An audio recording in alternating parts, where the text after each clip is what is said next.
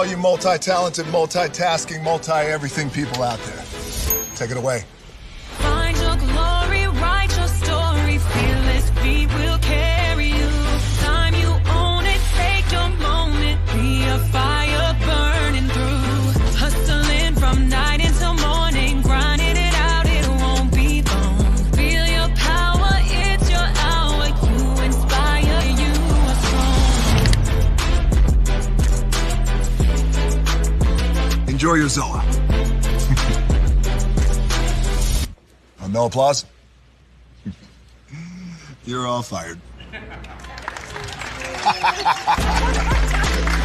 Now that you've reached the stage in your life where quality television is important, Nubian TV is a black network that speaks to your lifestyle. Nubian TV is the world's first digital network devoted to the upscale and political lifestyles of black people. Nubian TV's programming includes politics, travel, fashion, food, automotive, arts and culture, civil rights, music, and more. Watch now on Amazon Fire TV, Roku, or watch globally at nubiantv.net. Nubian TV, it's what you want to watch. Caesar. Just look at him. Politician,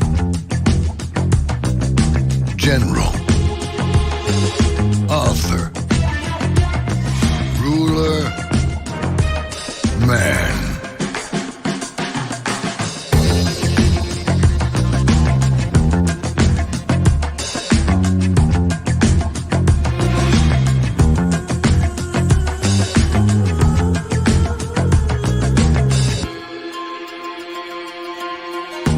Legend has it, he's not only stared into the belly of the beast, he's had it for dinner. Here he's free to relax, or party, or relax, or party, or relax, and party. His is a world of opulence, excess, and the occasional impulse buy. Not one to rest on his laurels, he's famous for ushering in a new age of entertainment. So, for anyone seeking a place where the sun never sets on a good time, all this awaits. I am Caesar, and I approve this palace.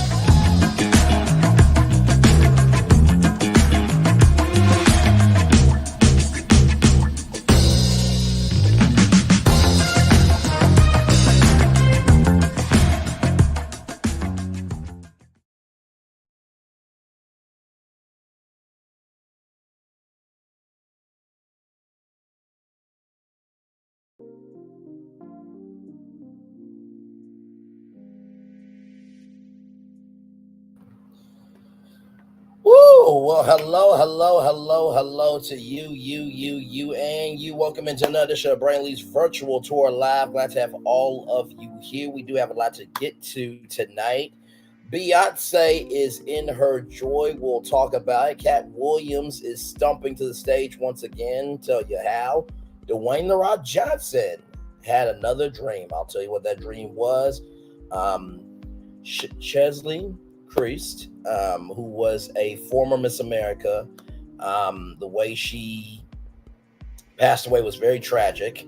Well, there is a new book out about her life. We'll get to that. The Michael Jackson biopic is underway. And finally, Sarah Sanders.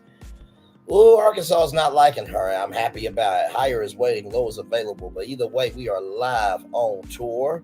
Take down this iconic intro here. You see the virtual tour background, you hear the virtual tour music, and then there is me. Hey, everybody, welcome in. I just want to get, and by the way, Linda Gamble, thank you so much for the love. I just want to get started with this. Be careful of the traps that other people are setting for you. Now, if you tag somebody expecting a response, knowing good to damn well you're going to use it against them, you're stupid. Just want you to know that, for one. Number two, you know what happens when you beat a dead horse? eventually you lose your mind because you don't get what you want. And finally, for you not being so concerned about somebody, you really do talk a lot. Because if what someone ain't saying about you is true, why get upset? But since you're getting upset, it must be true to some degree. And bonus thing, I'm never going to take advice from somebody whose behavior is tired, trashy, and tacky. No, you don't get to advise me. When your behavior is unbecoming for your existence, you ain't gonna be able to tell me what the to do. I'll take advice from Linda Gamble, Tyler T. Mongimo, Nikki News on narcissism, T-Talk with your girl. I'll take advice from people who've actually been through some life, who are humble, and who are actually open to having a conversation, not just assuming-ish. Child, it's the most incoherent content creators that get the most play. It's so sad. Not everybody deserves to be a mother, and not everybody deserves to be a father. I said it. What? With that being said, welcome in, everybody. Glad to have you all here. I just can't do it. I just cannot do it, y'all. I just cannot do it. But let's do what we do and go on toward, because we do have a lot to talk about. So we're going to get started with this here. Media takeout. Beyonce shows off her real hair, and wow, it's impressive here. It seems like every time we see Beyonce Knowles' car, she's wearing a wig. Well, now Beyonce is showing off what her real hair looks like.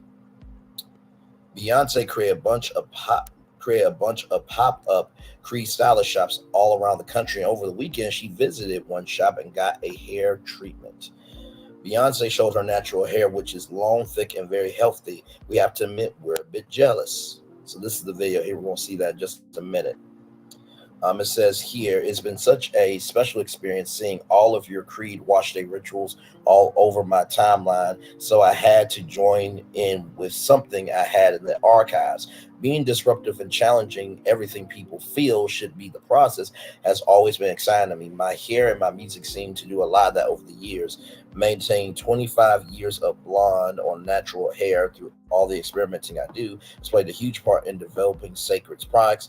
It's the hardest to keep color-treated hair healthy and strong, but Creed is here. All quality with no shortcuts. Congratulations to the entire Sacred team for contributing to developing award-winning products. Happy Creed Wash Day, you are happy Sacred Wash Day, you are sacred.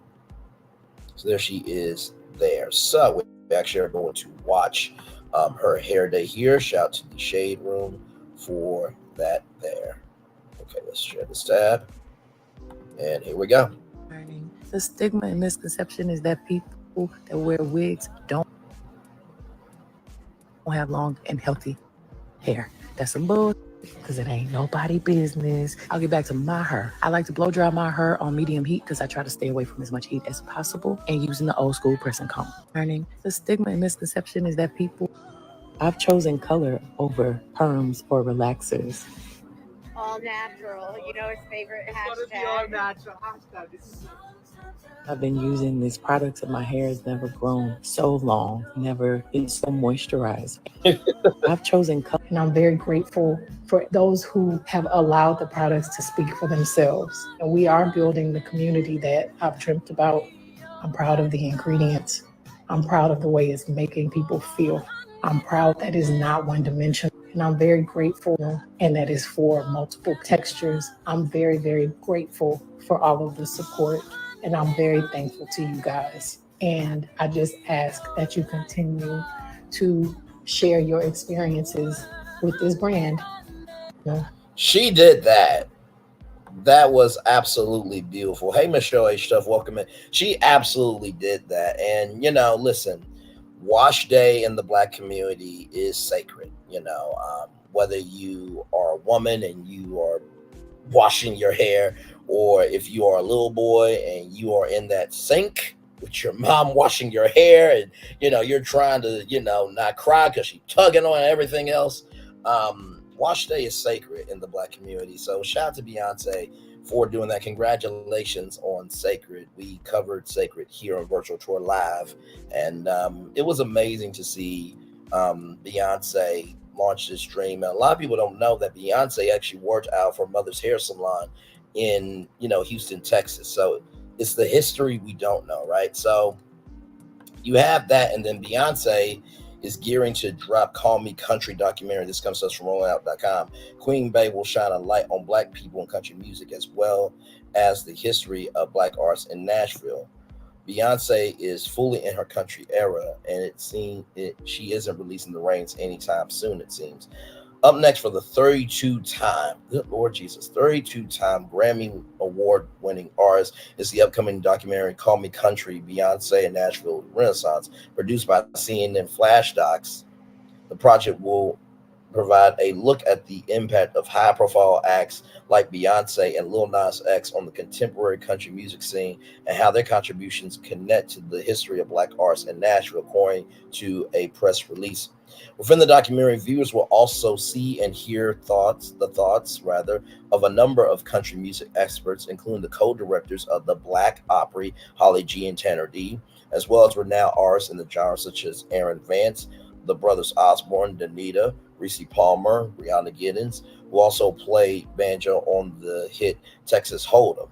The documentary, of course, comes on the heels of the Houston natives' chart-topping album Cowboy, which was released on March 29th and features an impressive list of collaborators such as Dolly Parton, Willie Nelson, Pharrell Williams, Pharrell Sadiq, Post Malone, Stevie Wonder, and 6-year-old daughter Rumi Carter. Queen Bey's foray into the heartland has proven to be another record-breaking project in her catalog, having earned her the title as the first Black woman to top both Billboard Hot Country Songs chart with Texas Hold'em and hit #1 on the Top Country Album chart as well. Cowboy Carr is currently sitting atop the Billboard Top 200 Albums chart for the second consecutive week. Call Me Country, Beyonce and Nashville Renaissance will debut on Max on April 26th. So that is, let me see here. That's just like literally in a few, 1, 2, 3, 4. In 4 days. In 4 days, it will debut. First of all, I think this is what we're looking for from artists, right? We're looking for artists to be able to explore. We're looking for artists to play. And I don't think artists should be boxed into one box. You know what I mean? It's funny because in elementary school, they always say you can be anything that you want to be. Believe in yourself, go for it. And then when you grow up to be an adult, they say you can't do this, that, and third. It's really odd to me how we want the best for our culture, but yet when the best shows up in the way that we're not expecting it, we'll attack it. You know what I mean? Like I said, I think that some people in life, they were rejected, they weren't accepted, and I'm just going to say this. I feel for people that, if you were a boy and your mom wanted a girl, or if you're a girl and your mama wanted a boy, I feel for you. I really do. I feel for you because I don't know what that's like, because my mama loves me. But maybe it's also, too, because I actually respected my mom. I invested in my mom, and I embraced what she had to say. The reason why some people get rejected by their parents is because of the way they carry themselves.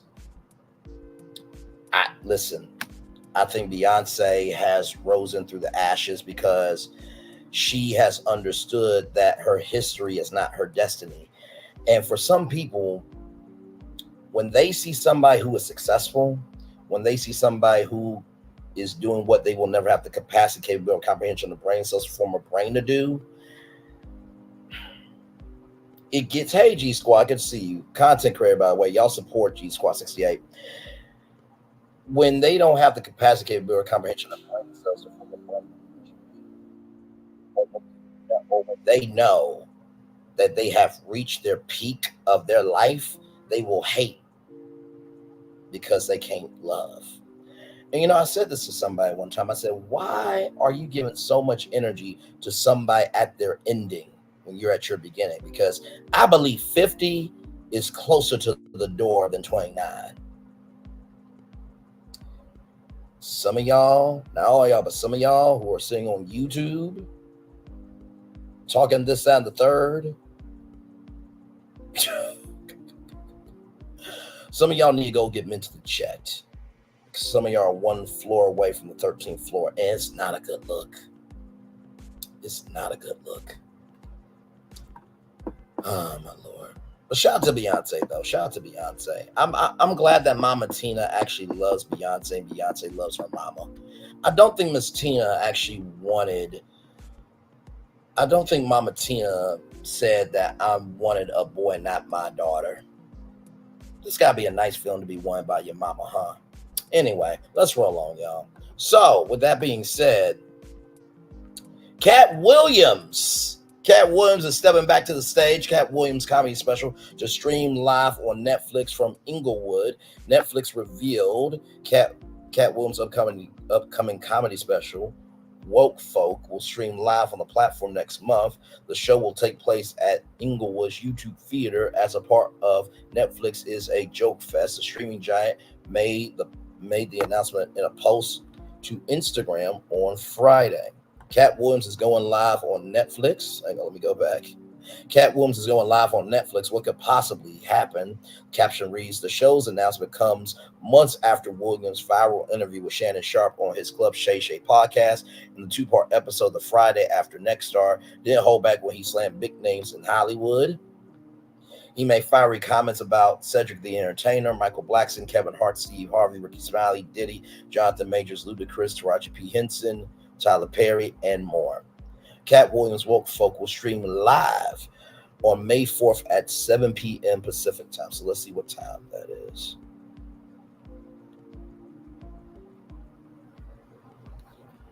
7 p.m. Pacific to Eastern. Here is information from Free Convert. 7 p.m. Pacific to Eastern. 10 p.m. Monday in Eastern Time. So 10 p.m. Eastern, May 4th on Netflix, Katt Williams will be live. Netflix is a Joke Fest. Takes place from May 2nd to May 12th. Other comedians will include Jerry Seinfeld, Trevor Noah, Ali Wong, Craig Robinson, Dan Cook, Dave Letterman, Chelsea Handler, Chris Rock will also participate in the event. Some will take over major Los Angeles landmarks like the Hollywood Bowl, the Greek, the Dolby, the Forum, the Palladium, Opium Theater, the Wittern, the Hollywood Improv, Largo, Laugh Factory, and the Comedy Store. Oh, wow. That's going to be a big comedy fest. Man, oh, man. I can only imagine what Katt Williams is going to be saying because y'all know he's on the Dark. I think he's still on the Dark Matter tour, if I'm not mistaken. So him streaming live on Netflix. Ooh, that's gonna be dangerous right there, buddy boy. That's gonna be good. That's gonna be good. So here is the okay, let me refresh it here. All right, so here we go, y'all. Here is the post here. Here we go.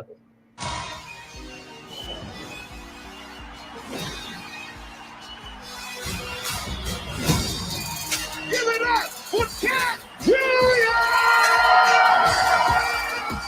This is the truth right here. I don't give a Oh, it's gonna be some shit. Yeah, buddy boy. Yes, indeed. Yes, indeed. The Wade Empire, he about break the internet again. You damn skip it. He's going to break the internet again. That is going to be so, so good. Hey, thank you so much. We are up all week long. Thank you guys so much. 2K, what, Diego? You absolutely right. Jacqueline Hedepesh, thank you all so much. And thank y'all truly. I just want you to know something. Do not believe the ignorance that's screaming the most. Listen to the intelligence that is speaking to you with respect. I'm going to say that again. Do not worry about the ignorance screaming the most. Listen to the intelligence that's speaking to you with respect. Don't worry about the ignorance screaming the loudest. Worry about the intelligence that is speaking to you with respect. Because my thing is this. If what someone is saying about you ain't true, why are you talking about it? if you're bigger, better, and grander than them, then don't be a boy or girl and talk about, be a man or a woman and be about it. Because boys and girls holler, men and women speak. Princes and princesses do what they want to do for attention. Kings and queens do what they need to do for a purpose. And finally, oh Lord, if you're not wanted by anybody in your own life and nobody wants you on social media, maybe the problem isn't the people rejecting you. Maybe it's you. How about that? Hashtag clock that T. Anyway, we're going to take, we got one more topic before that, y'all. So, as y'all know, Dwayne The Rock Johnson has been in many movies. He did his thing in Moana, but he wants to be a country singer. And by the way, in case y'all did not know, the Katt Williams special is going to be on.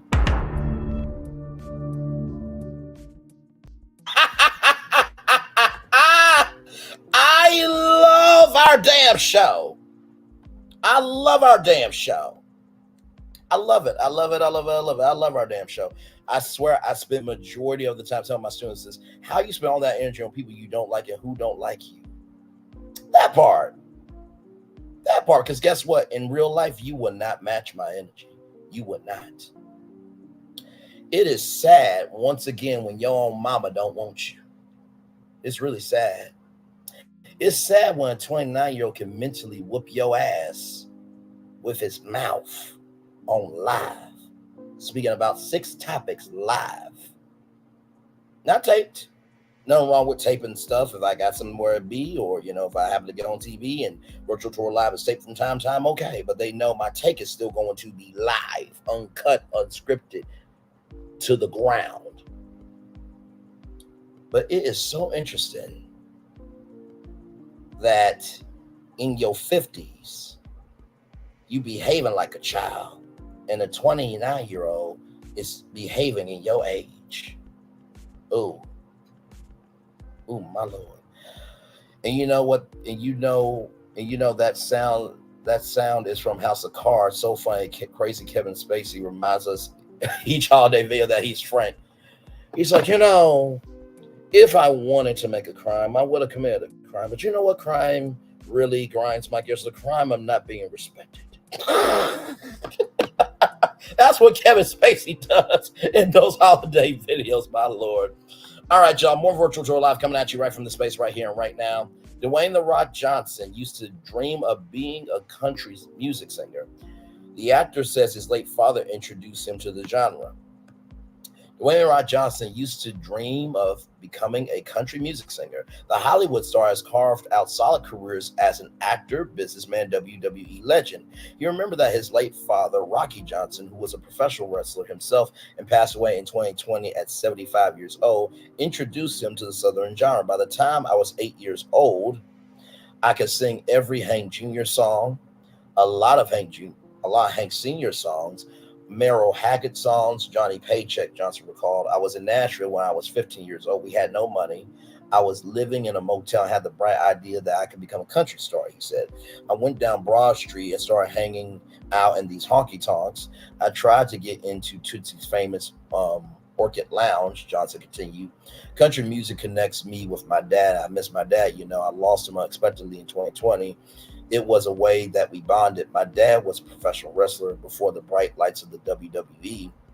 This is why we lived in Texas and Georgia and Tennessee and Florida, he told Entertainment Tonight. The Black Adam star has now appeared in the music video for country crooner Jim Henson's latest track, What You See Is What You Get, and is hoping that the pair of them can team up once again for a show at the Grand Ole Opry in Tennessee as a tribute to his father.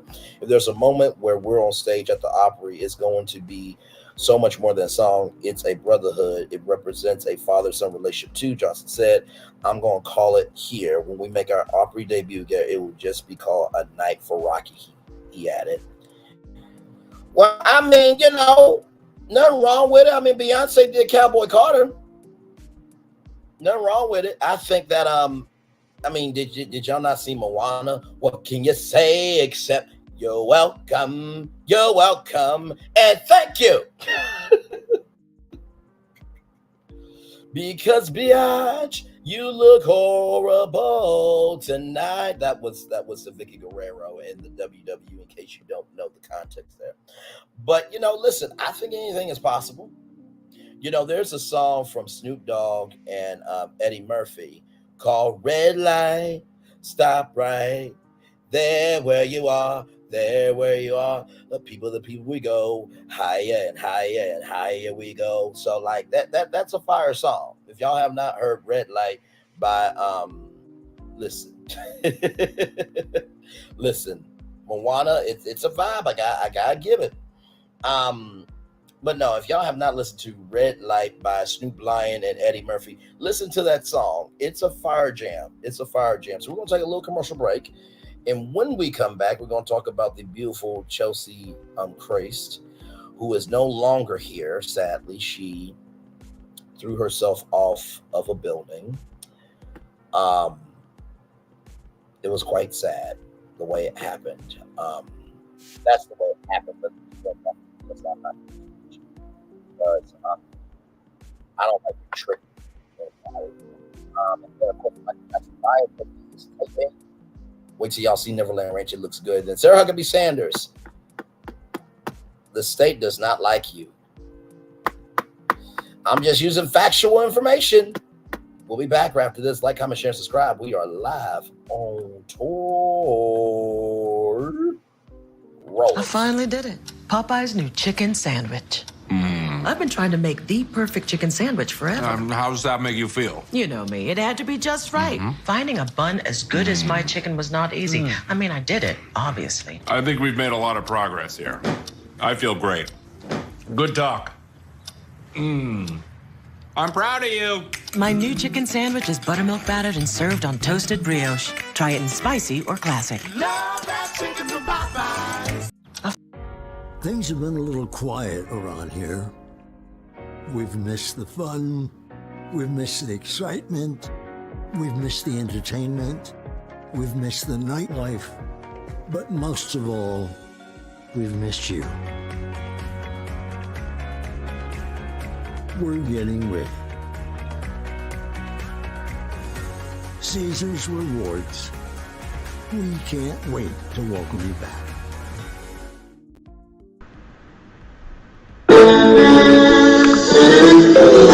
Sweet morning dew, one look at you, and it was plain to see you were my destiny. God, you were found. I come from Memphis. Our son is your son. Welcome to the celebration.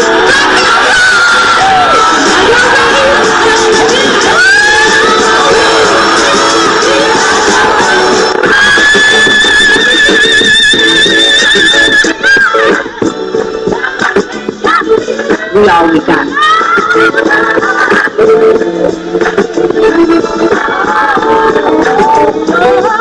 I'll see that. Don't you leave here to go to happiness. I want you to leave here to show that.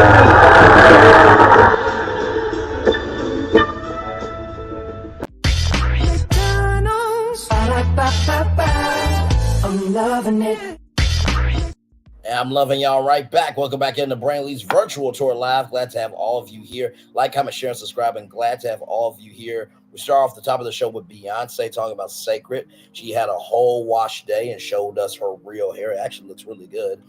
Katt Williams is coming to Netflix live. Let me go back to it. He is going to be live on May 4th at 9 Central, 7 p.m. Pacific time. 8 p.m. in the mountains, y'all. He is going to be live on Netflix, and live means anything goes. You heard? Listen. And then, of course, Dwayne The Rock Johnson had dreams of being a country music singer.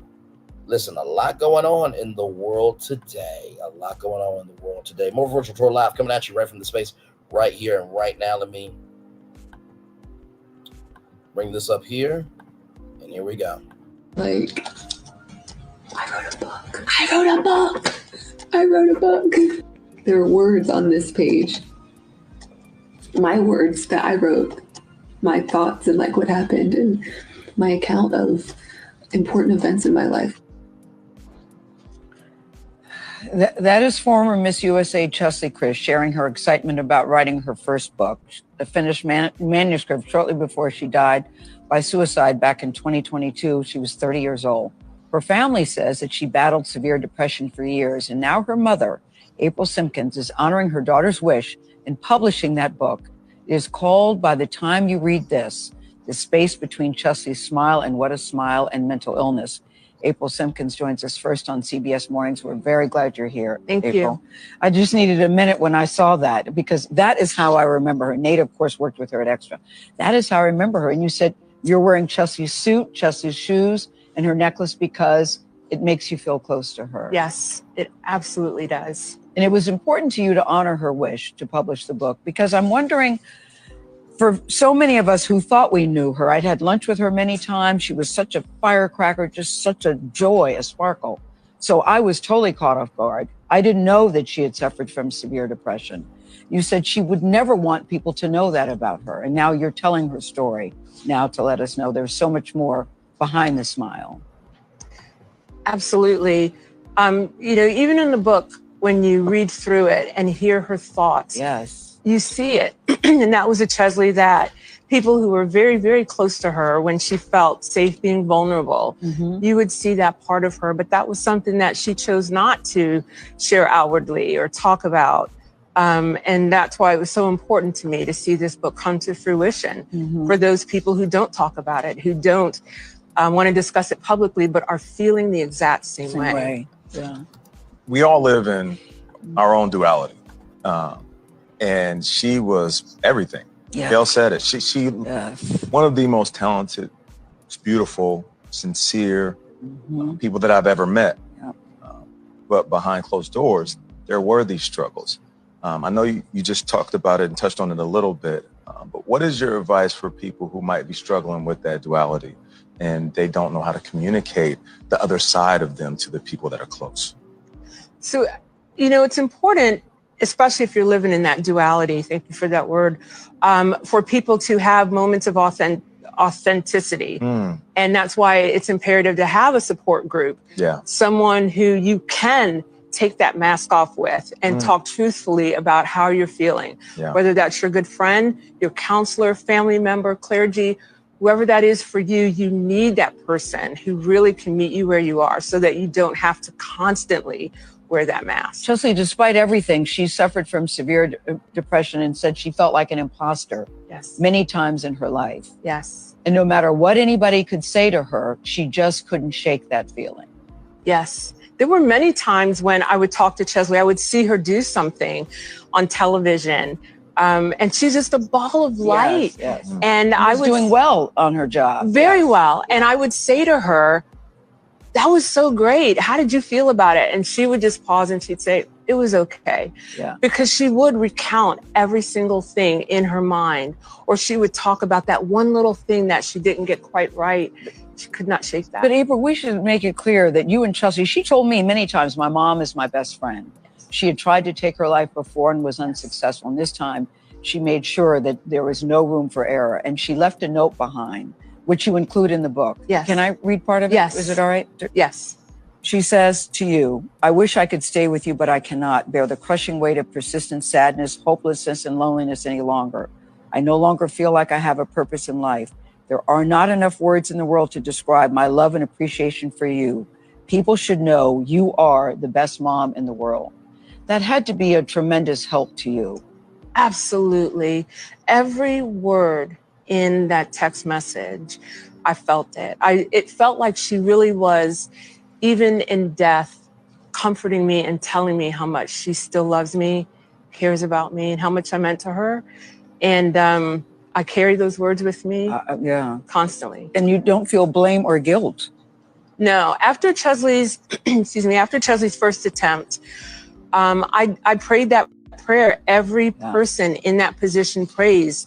God, if you let my child live, I will never leave her. I will cling to her. I will be her best friend. Exactly. Yeah. And that's what I did. And so there wasn't room for guilt. Every single day I functioned as if it was our last day. Well, we know it's not easy sharing this part of your life, but thank you. And it is a great honor. It is an honor. Yeah. You know, because The life that she lived. there's one line you said in the book, you said, no matter how much you love your children, you can still lose them. Absolutely. And I think that's something as parents, we should all pay attention. Absolutely. By the time you read this, is on sale tomorrow. Now, if you or someone is seeking mental health resources, you can call the National Alliance on Mental Illness Helpline. That's 1-800-950-6264. I want to thank Nate and Gail for that interview.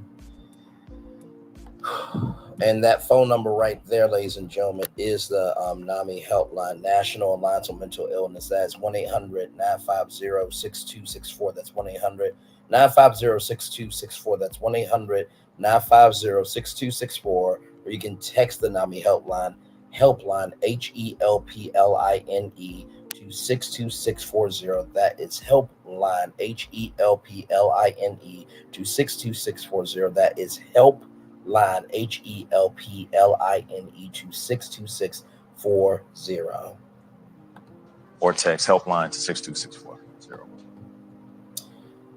So, I have to first of all say to the mother, April Simpkins, thank you so much for your heart, for your sincerity, and for your truthfulness.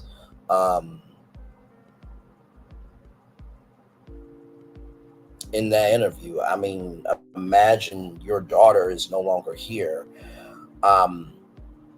because of depression, because life got to her, and you know you're doing everything in your power to save your child, and she's no longer here. How do you move forward as not just as a woman, but as a soul, as a platform? And the biggest part of your platform is no longer here. I could feel her energy of wanting to cry in the interview. Like Gail King said, Christy worked with Nate at Extra. She was an Extra correspondent. And I remember her interviews very well. She always did such a great job. And you know what I sensed from that mom really loved her daughter. And for that daughter to leave that note for her mom, that goes to show that her mom actually cared about her, that she invested into her, and that her mom was a solution, not a problem. And I think moms and dads sometimes take on their kids' problems a little too much when they get grown. You know, as they say, you got to kick the bird out the nest. The wings work. The wings do work. And like I said, thank God, my mom loves me. At least I don't have a mom that said that she wanted a girl, not her son. Just like apparently somebody on YouTube said their mama wanted a boy, not her.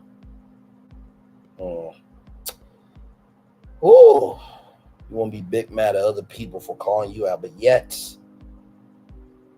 the person that doesn't want you because of your existence. Quite sad. So, like I said, I truly believe that the beginning, middle, end of the day, we all have problems. We all have struggles. But most of all, we all have days where we don't want to wake up. But I promise you, that day that you may not want to wake up is the day that somebody needs you to wake up. The reason why I don't give up on people is because people don't give up on me. So I hate to want to, hey, gorgeous, glad to have you here. And thank you so much for being here. That was from CBS Mornings there. Here's a comment here from Vibes Locked In. I did my college thesis paper on her. Her story captivated me in so many ways. She was accomplished so much professionally that I wanted to. She was so beautiful and troubled in ways that I could understand and thought I was alone in.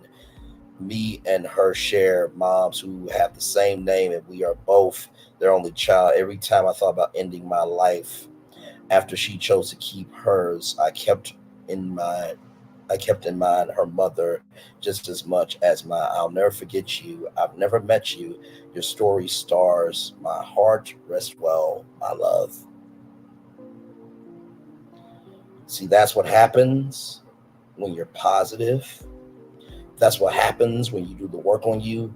And that's what happens when you are responsible for what you do. You get messages like that. Just saying, that was a beautiful, beautiful message. Whoa. All right. Everybody good? Everybody good? Everybody good? Actually, let me pull up the book because I'm going to promote the book. Like I said, I know we ain't the biggest platform around here, but in the same token, our platform is big enough for the people that it needs to reach. So I'm going to bring this book out here from Simon & Schuster here.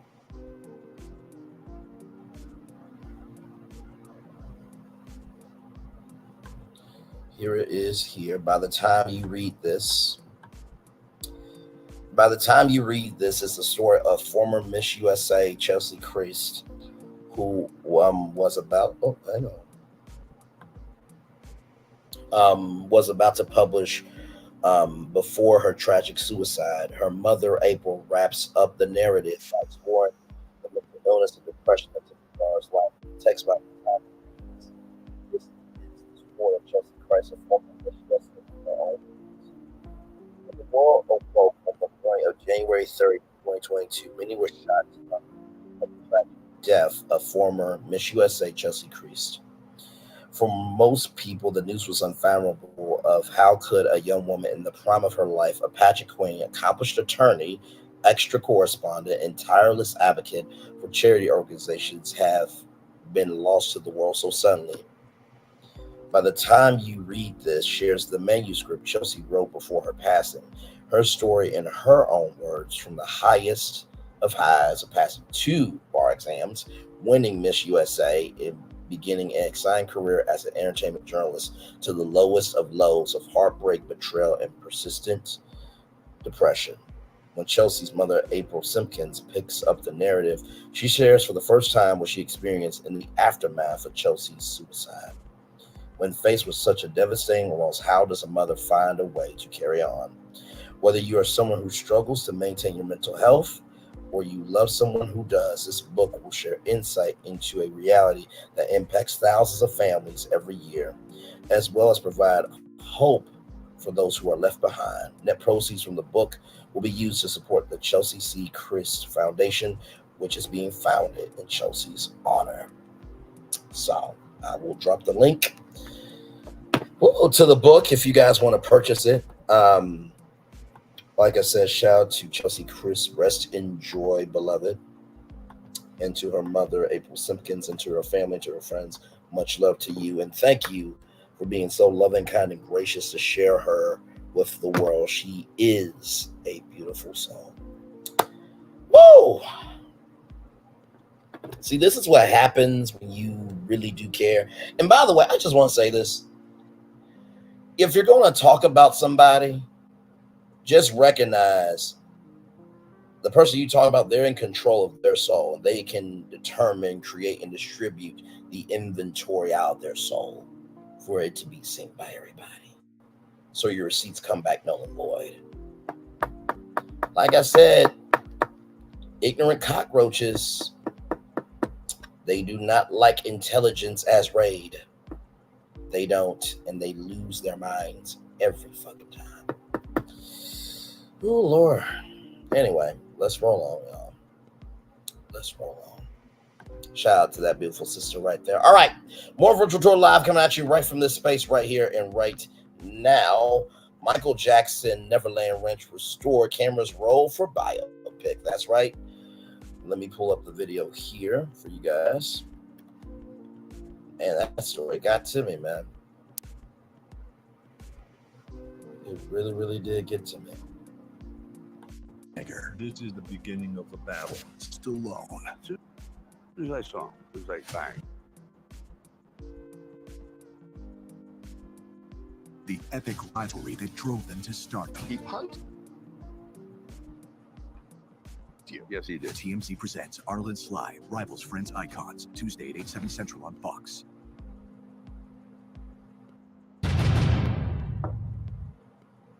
So there it is, Neverland Ranch. Shout out to splashnews.com for the drone aerial footage there. You see a RV right here. I think that's a party bus right there. Going through Neverland Ranch. They are taping the documentary there. Wow. And there it is there. Neverland Ranch being recreated for the biopic with Jafar Jackson, the nephew of Michael Jackson. I think Jermaine Jackson's son, I think, is playing Michael Jackson. So it looks really good. I mean, it looks like down to the detail. And so, yeah. So Michael Jackson's infamous Neverland theme park is dusting off the cobwebs to produce scenes for a new biopic about the late singer's life. As you can see in the aerial shots, the film company behind the biopic has restored signature features from when Jackson owned the 2,700-acre ranch near Santa Barbara, California. The Ferris wheel, the merry-go-round, and the circus tent all got colorful makeovers. Everything is buzzing with life and fun at the revamped Neverland Ranch, with a whole lineup of other fairground rides, such as a hot air balloon and even a red train. Filming was in full swing Friday, with camera crews set up and extras fully immersed in their roles as balloon sellers, ride operators, and food stall vendors. I'm sorry, if I was a turkey leg vendor or a funnel cake vendor, I would be eating in the scene. I'm sorry. What do you want me to do? What do you want me to do? Michael stopped living at Neverland after 2003 when sheriff's deputies executed a search warrant related to the child molestation case. Although he never returned, his estate is still co-owned. The ranch until 2020. That's when Ron Burkle, a Jackson family friend, purchased it for a report $22 million. I have seen this from 60 Minutes Australia. Fascinating. Just fascinating. The Michael Jackson biopic has his nephew Jafar Jackson playing the king of pop, and since the Jackson estate is behind the film, it will feature loads of Michael's hits. A first look trailer for the movie was unveiled at Lionsgate CineCon panel earlier this month, but hold on to your hats as it's only halfway through production. Fans will have to wait until 2025 until the movie hits theaters. Well, I mean, listen, if they're able to go back to the ranch, that means they're not playing with this one. So listen, shout out to Jafar, and listen, I hope that. Woo! I know that was so heavy, and that's why I do the show. You know what I mean? And listen, I am all about to this comment right here. I am all about loving, supporting, and embracing anyone and everyone. Hell, I'm going to the industry where I can't really judge anybody, but I'm also tired of people who have mental illness utilizing it to be a devil, to seek, devour, and kill who they want because they were rejected as a child, because they're rejected in adulthood, and everything that they ever went after, they've been rejected from. There are some broken people in this world. There are some people that are mentally lost. And there are some people who will never be comfortable where they are because they're uncomfortable with dealing with their truth. So listen, I am all for mental illness. I am all for supporting people through mental illness. I'm all about uplifting people out of that so they can be the best they can be. But when you're being a bully, when you're being a Mitch or bitch, you need to be handled. And you know what the crazy thing is? The energy that you've given, somebody got that energy for you in real life. And trust me, that energy that they got for you in real life, you ain't going to be ready for it. What is that scene I always tell y'all from Ghost St. Patrick and Tasha? That scene where Tasha thought she was strong enough and Ghost almost took her out. everybody meets their opponent. And sometimes they don't make it out the match mentally or otherwise. So I wish everybody well, but be responsible for what the fuck you do. For every action, there's an equal and opposite reaction. And don't expect to poke the bear and for you not to be handled by the bear that you're poking. So anyway, with that being said, this will be interesting. Glad the family's involved. We've seen biopics that are not family sanctioned, as those are a mess. Yes, the one I remember is Felix Alexander. Now, kids, get in the car. Get in the car. No, get in the car blanket. Get in the car blankets. But you know what? I still love Felix Alexander because what he did on one-on-one on UPN was a smash. Okay, so I'm not too much of Felix Alexander. Let me dust off my resume and get over that part. Can you imagine the cotton candy person? And action. Cut. Brian, what you doing? I'm testing the cotton candy. We don't need you to test it. We just need you to give it. But how can I give it if it don't taste good? He does have a point. Okay, action.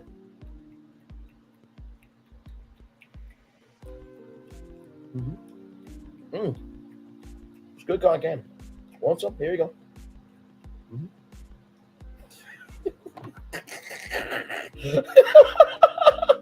Look, that's the one biopic everybody's like, no. Speaking of biopics, if you guys have not seen Natalie Cole biopic on YouTube, it is absolutely incredible. It really, really is. It's wonderful, wonderful, wonderful. So yeah. All right, y'all. More Virtual Troll Live coming at you right from this space right here, right now. Y'all do remember that we have been covering the Sarah Trashaby Sanders, and her wanting to take advanced placement African-American courses out of school, even though she is alumni from Central High School, the school where 9 Black children went to school to desegregate, right? So I'm not making this up, Sarah Huckabee Sanders. This is on one of the TV stations, KRK4 News. This is what they're reporting. Poll shows Sarah Trashaby Sanders' Arkansas approval rating steadily decreasing. A poll released early Monday showed Arkansas Governor Sarah Trashaby Sanders' popularity with voters steadily decreasing. The April report by Morning Consult shows Sanders' approval rating is now 56% compared to 61% when she first took office. At the same time, her disapproval rating is 35%, up from 27% when she began her term. The poll authors noted that Sanders' approval rating among GOP voters have been down 12 points since she took office. She still commands an 81% approval rating within that group, the 8th highest among GOP voters with a GOP governor.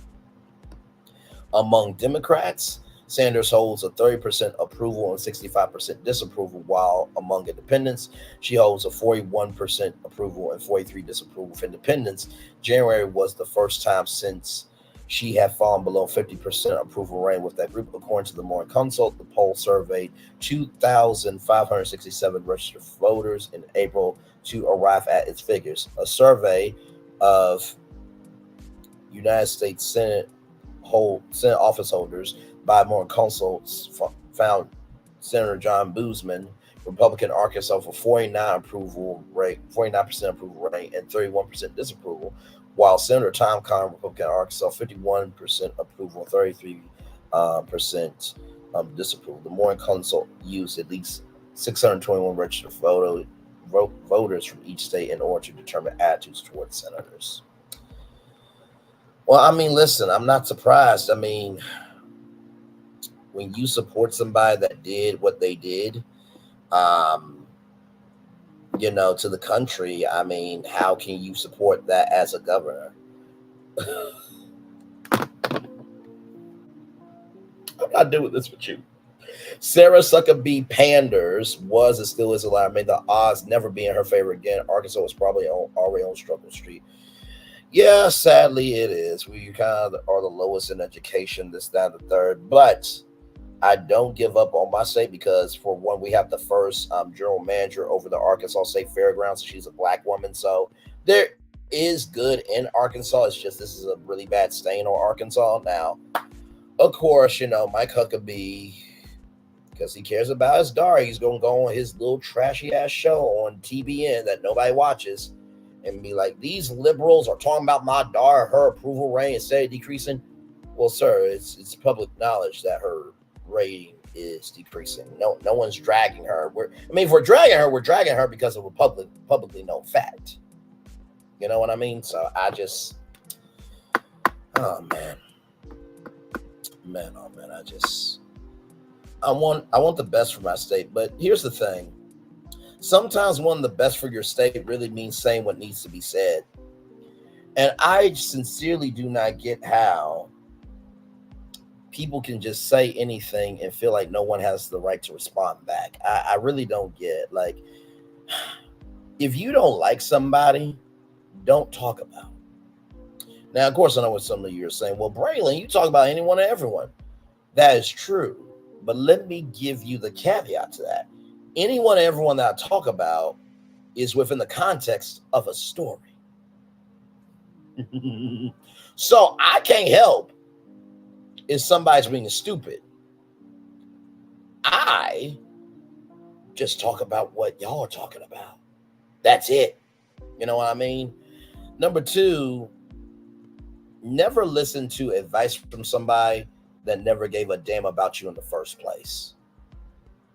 You know how, like, there's an auntie or an uncle that you really don't talk to, and then all of a sudden they say, you shouldn't do this, that, and the third. Well, where did you come from? Because last time I checked, your existence was non-existent to me.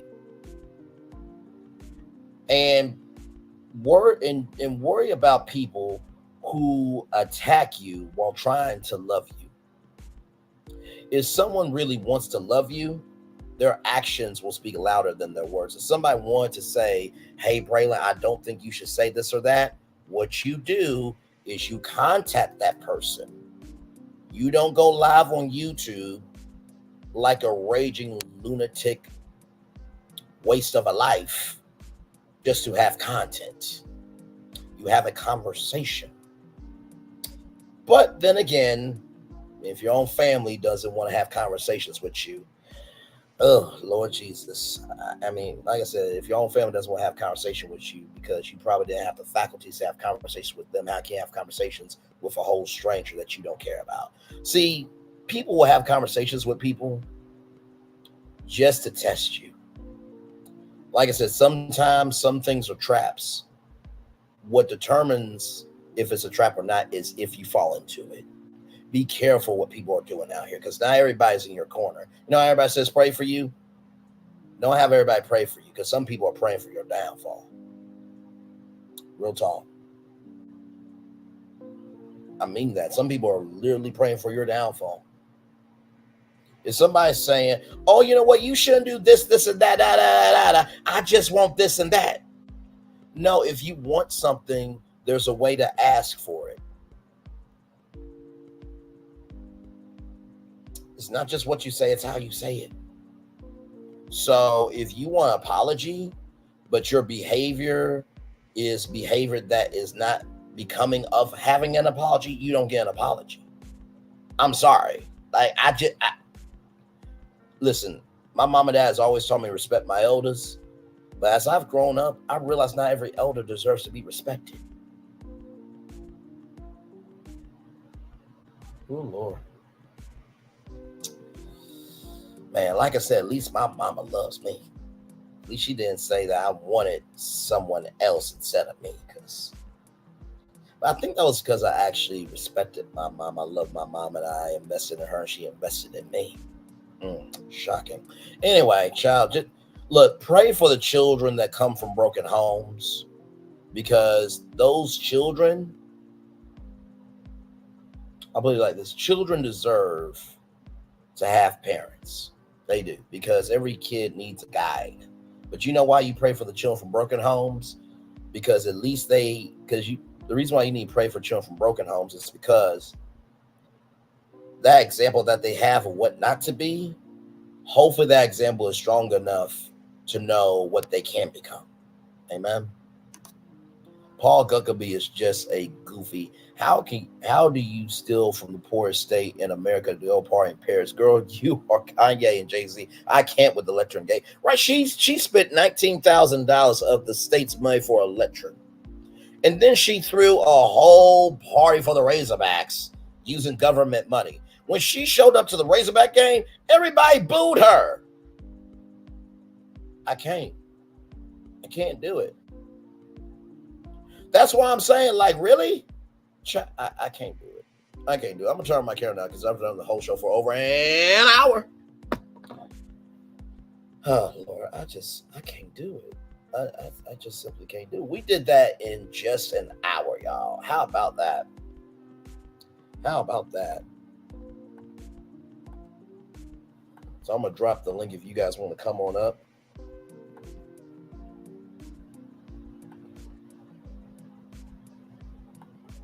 Because, yeah, I just, child.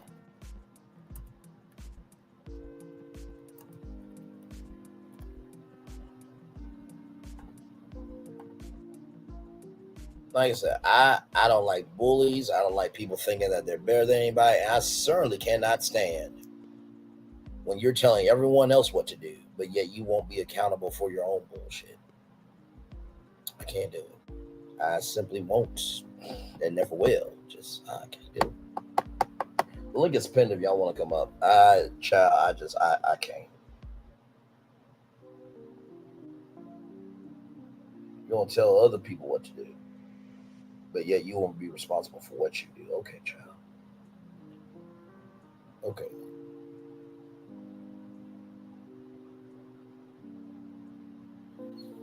Oh, my Lord. Child. Let me see something here. Okay.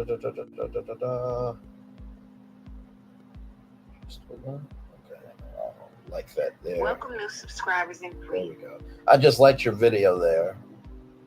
Just to show some support. Yes, indeed. Because we do support each other around here. We do support each other. So. Oh, my Lord. Let's take a little commercial breaky break. And we'll be back with more Virtual Tour Live right after this. Let me stop sharing the screen. Oh. Hey, welcome in. How are you? Hey, my 10K bae. Hey, how's it going? How's it going? Oh, look, getting to 10K slowly but surely. We're at 2K now, but I speak that into existence. How are you, my friend? I told you that's what I'm speaking over you every time I see you. I receive it. How you feel? Doing good. Had a busy day with work, but you know I had to come on up here and talk about Sarah Suckabee Pandas. That thing. Listen, go right ahead, because child, I cannot. That thing there. It is absolutely unacceptable the way that woman has, number one, attempted to change and manipulate not only the people and the citizens of Arkansas, but the fourth estate.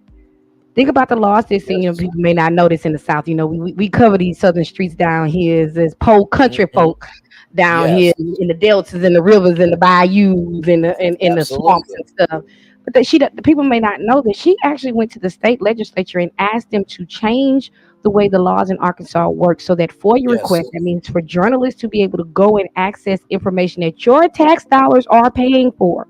Correct. She wanted to make sure that her office and certain other offices of, like, I think it was probably like the secretary, what we would call like the head of the Congress and the head of the Senate, like those main three executive branches were shielded from the FOIA request.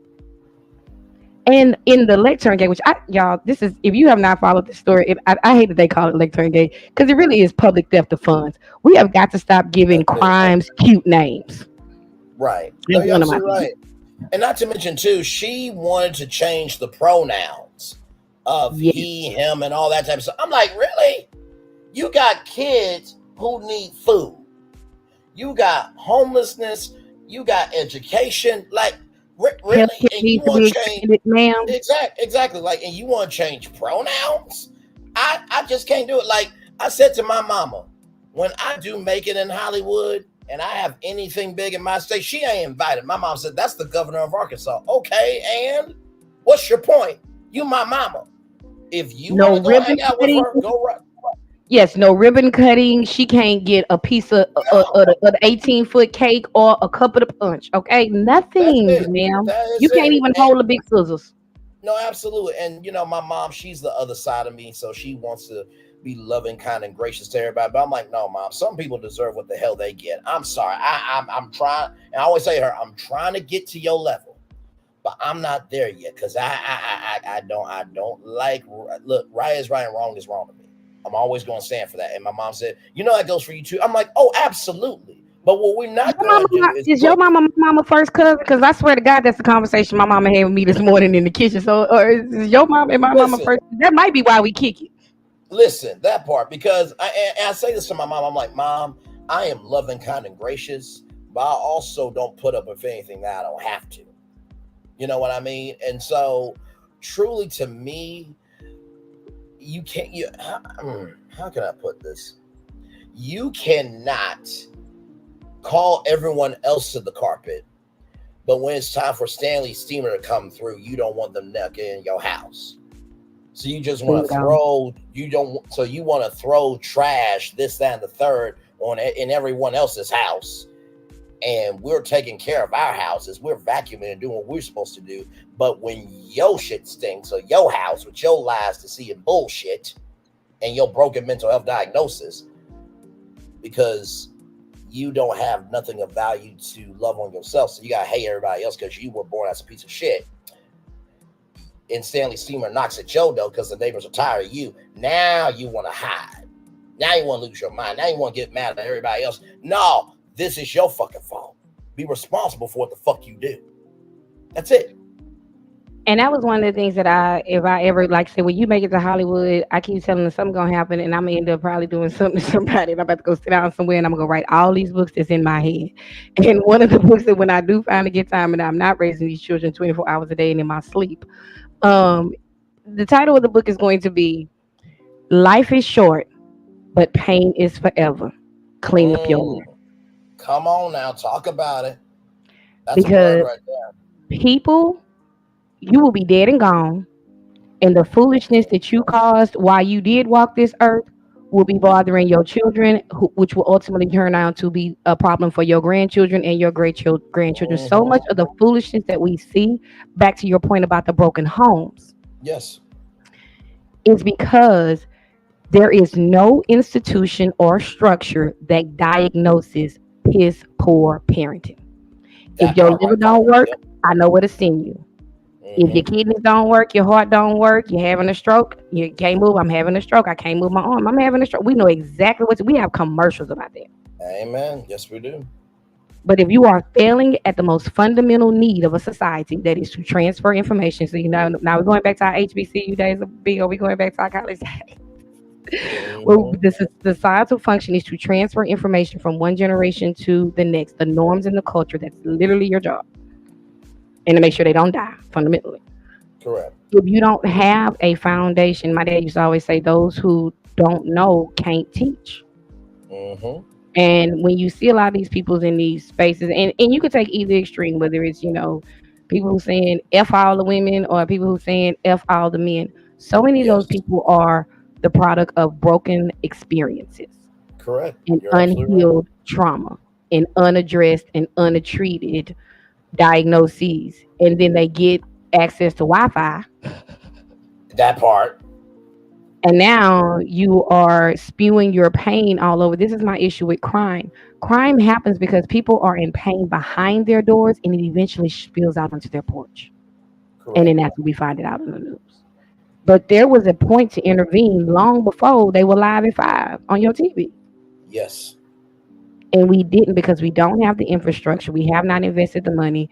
Y'all know every time something pop off at one of these schools and, we have to comfort the grieving, somebody's going to get to a microphone bank and tell us about the investments in mental health. And you can speak to Arkansas, but I can tell you that in the state of Texas, Harris County Jail, Google it, Texas Tribune, shout out to them, provides more mental health care to the citizens of Texas than all 8 state hospitals combined. I'm going to let this. Oh, my Lord Jesus. Your largest jail in your largest county has to spend more money treating ill, citizens than all 8 of your state hospitals combined. That don't make no damn sense at all. I mean, and the thing that really gets to me is that, you know, giants, they do fall. The bigger they are, the harder they fall. Because guess what? And what I'm about to say, I hope that this helps you, because I work in retail. What I've come to realize working in retail for the years that I've worked in retail is that when a customer's going off on you, it's not really about you. It's about their day, and they're just taking it out on you. But what ends up happening is they don't recognize that when they finally get to their opponent, they wonder why. Hey, Miss Fuller, welcome in. They wonder why they are finally getting the smoke that they have been dishing, because not everybody has evolved. And I'm so thankful. Yeah. You know, as a teacher, that's one of the things. That's the first thing they teach you. We literally call it broken record in your trainings. Yes, ma'am. I understand what you're saying. What I hear you saying is, yes, ma'am. I understand. They literally tell you that when those people get loud and angry, you are to pick a phrase and say it over and over at the slowest, lowest rate you can. Mm-hmm. Because, like you said, they're like a volcano. Okay. Yeah. They're like a volcano. They're just going to erupt, and the lava is going to flow and flow and flow. But at some point, volcanoes do stop, and at that point, you can intervene. But while a volcano is erupting, you like the fire department and the EMS, man. I'm just trying to stand back and make sure nobody go up there. That's it. That's all I gotta do. That's it. And my thing is this, you know, if you, and this is just in life. If you say that you bigger, bolder, faster, stronger, this, that, and the third, all around the world, don't talk about it, be about it. Because, for example, if you have 10,500 subscribers and you're talking about other content creators who have lower numbers than you, the fact that you have to talk about others means you don't give a fuck about your subscribers. That means you don't have nothing original. That means you're so broke and focusing on other people that there's nothing in you to give. Because somebody who has 10,500 subscribers or somebody who's got 50,000 or 100,000, they attend to their business.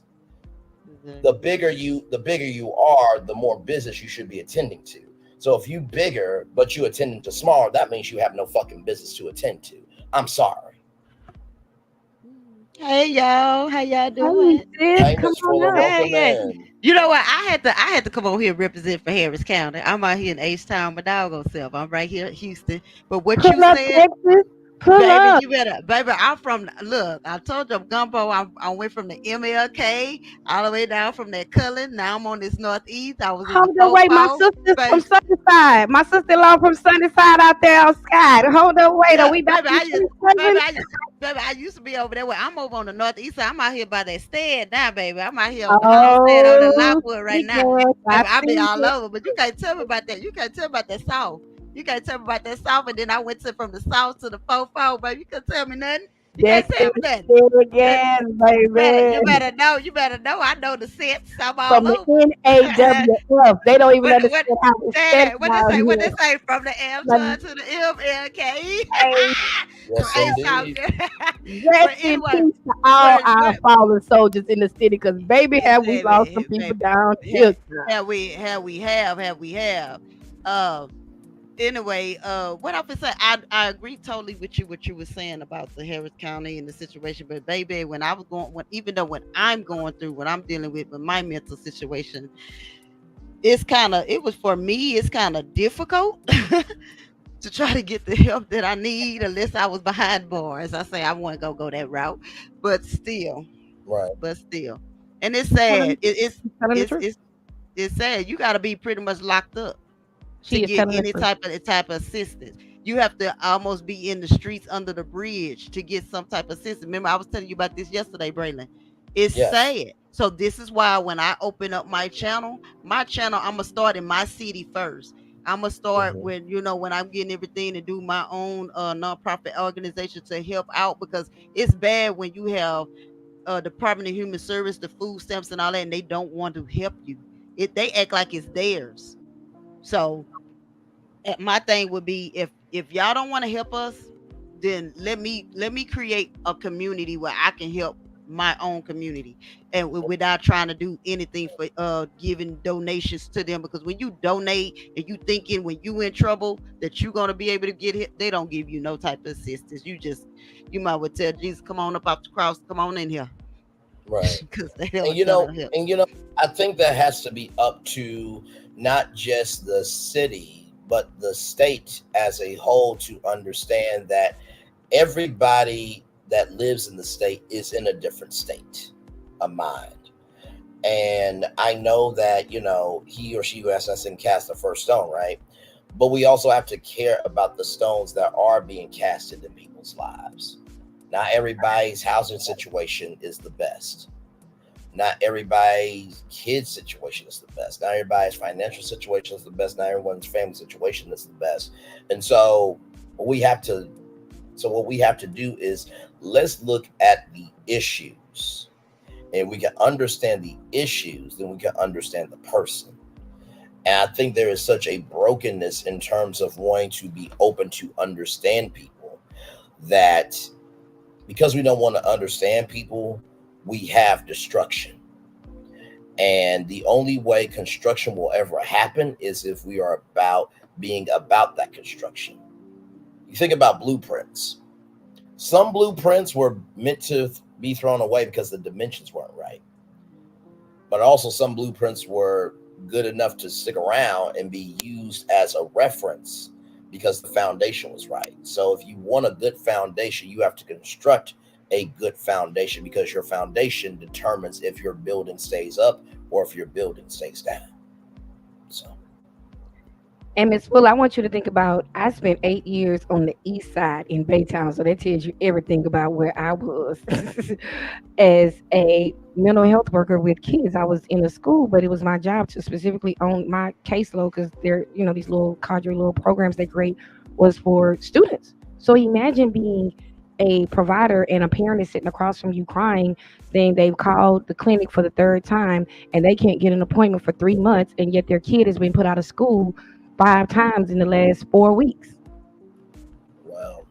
Like, what do you tell that parent? You know what I'm saying? Do you tell the parent they need to hospitalize? And then you're now looking at inpatient treatment, which has its own host of complications. So, sister, I know exactly what you are going through. I've seen it with adults. I've seen it with children. And it is the most heartbreaking thing in the world to have a parent sitting across from you crying, you passing them tissues, you crying, and you just really don't have any answers. But I'm a call, you call, and if anybody, we'll come together like butt cheeks if we figure something out. Like, there's nothing you can do. And you are right, Braylon. That is a state problem. That money flows from the federal government. So anytime you're hearing somebody talking that foolishness about they don't want that money, you are going to put into the pot. Period. It's like we're all at the table gambling. Like, you can't not put your money in the kitty, but how on God's green earth do you not want them to deal you any cards? You're going to keep playing and you're not going to take any cards? No, you're going to get as many cards and you want the best cards you possibly can. And in our southern states, what I found, and that's what my channel is mostly about, is looking at these things that are robbing the communities of our safety and of our security and of our health and wealth. And what you find out is they take the money, either they say no. Think about the way the rental assistance went across the South. A lot of states took that money and sat on it and did not give it to the entities and organizations, so people lost their homes. But the money was there. Many states sent back millions of dollars in rental assistance. So you mean to tell me you couldn't find people who were struggling with homelessness or who were struggling to pay their rent during the pandemic? No, you didn't look. Right. And you purposely set up a system that was going to hurt those people. No, absolutely. No, I'm with you. I think that, people who say, what can we do, but they don't do anything, they're shit to me. Mr. Rogers, he always said, find the helpers. And it boggles my mind what the culture says, where are the helpers? And when the helpers come out, they say, you're doing too much, you're doing too much, you're doing too much. So it's almost like when the boy cried wolf. When y'all really need the helpers, all y'all who criticize them, chastise them, and drag them, where are the helpers at? Well, y'all talked about, so they ain't out, but they should be out here. Question, why would somebody come out to give a fuck about you when you criticize for how they were trying to give a fuck? Explain that to me. But Bray, right is right and wrong is wrong. Oh, you're right, but you didn't give a fuck about that. So why should they do the right thing by you? See, only when I do it. Only when I do it is right and wrong is wrong. When you do it, it's all right. That's it. That's it. You know what I mean? So until we get past that, we're not going to get anywhere. You know what I mean? And I know that some people wish that people could get along. Guess what? Not everybody's going to get along. That is life. But you know what? At the beginning, middle, end of the day, actions are how people know you. How you carry yourself is how people remember you. And, you know, to community unity, what you said is very true, is that when you pass away, your destruction is still going to be here.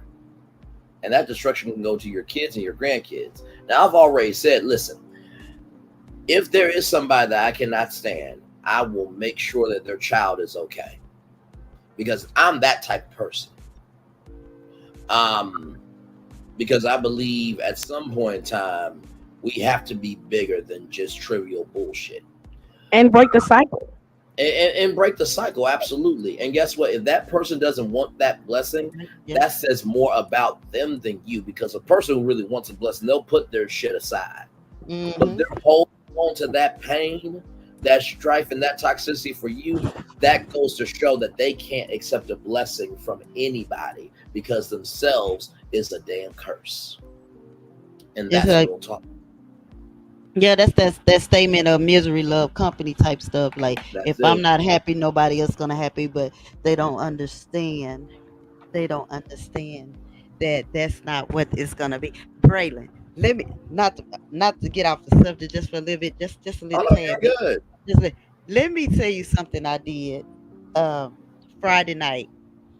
Tell you something I did Friday night that's probably gonna shock everybody because there's so many people probably would say, well, not me, I wouldn't have done that, this and that. Do you not know? I had a talk with the coleslaw that took my husband. What? You know? Yeah. Wait a whole minute. Wait a minute. Yes. Let me show you how it went down. My granddaughter had a dance Friday, and I didn't have time to play these games with my ex. I'm like, either you're gonna be there or you not. And see, this lady got him when she's married now. Mind you, she's still married. Her and her husband been married for 16 years. And they're still married. And she's with my ex-husband because she was the reason why I divorced him. And she's still, with her husband. Her husband got a girlfriend and they battling, right? So I had called him to see what was going on because he was supposed to send some money for the kids to eat. It's later. It's 10 o'clock at night. I said, man, what's going on? You had your check. What's going on? But instead of him answering the phone, she answered the phone. Okay. He got my name programmed up in there like a dude or something, right? And when she picked up the phone, I said hello. She said hello. She was like, "Who is this?" I say, "Hey." I called her name. I ain't gonna say her name here. I called her name. She knew exactly who I was, but it was just the fact that I said, "Oh, that's what we doing now. We answering his phone now." I said, "Because when I was married to him, I couldn't even touch the phone, and when I had the phone, when you was calling his phone, we was in an actual fist fight because he didn't want me to talk to you through the phone in my house."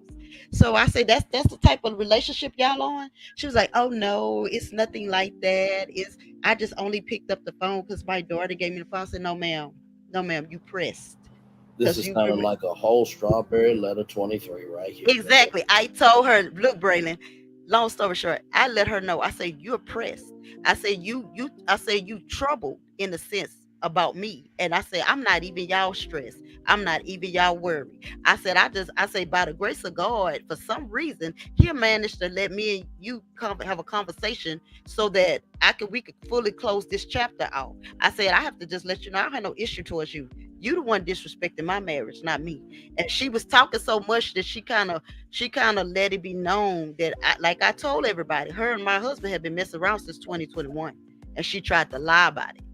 And then, long story short, Braylon, she was like, well, I do apologize to you for what I did to you because I really had no intention of keeping your husband. He was just supposed to be a side piece because I was mad at my husband and I was going to show him. I said, but y'all didn't. I said, but what you didn't understand was you didn't anticipate me divorcing him, and neither did he. She was, and then she literally confessed. She was like, "I'm not gonna divorce my husband," and my husband said he ain't finna divorce me. I said, what sense does it make for all of y'all? Y'all all playing these games, and kids and everybody else is casualty of war. I said, but I thank God I'm not a part of that. I said, and she was like, "Well, I'm not gonna." She said, "I'm not gonna." What she said something about she wasn't gonna divorce her husband because she invested so much time taking care of him, and she feel like he's making money now. He needs to do divorce. I said, but you, I said, let me get this straight. You left your husband who got money to deal with my husband who ain't got nothing, who now lives back at home with his mom because you put him there. I said, now tell me where that makes sense in. You hear what I'm saying, Braylon? So I'm not the one. You see how you see how I'm winning? I'm winning, and I didn't even have to cuss her out. Because I had to tell that. I told that lady, and I'm older than her. She's 42. I'm 50. My ex-husband is 52. You see what I'm saying? And I had to tell her. I said, when I came to you, lady, I came to you woman to woman. I didn't cuss you out. I didn't snap off on you. I didn't do anything. The only thing that made me tell her to make her back down from playing games on my phone, because she would call me. She would leave messages on my phone through his phone. And I had to tell him, I said, if you don't tell her that I will blank the block, and I'm coming straight for her, I said, you better tell her to back down, because I'm straight out that H-Town. I don't play with you.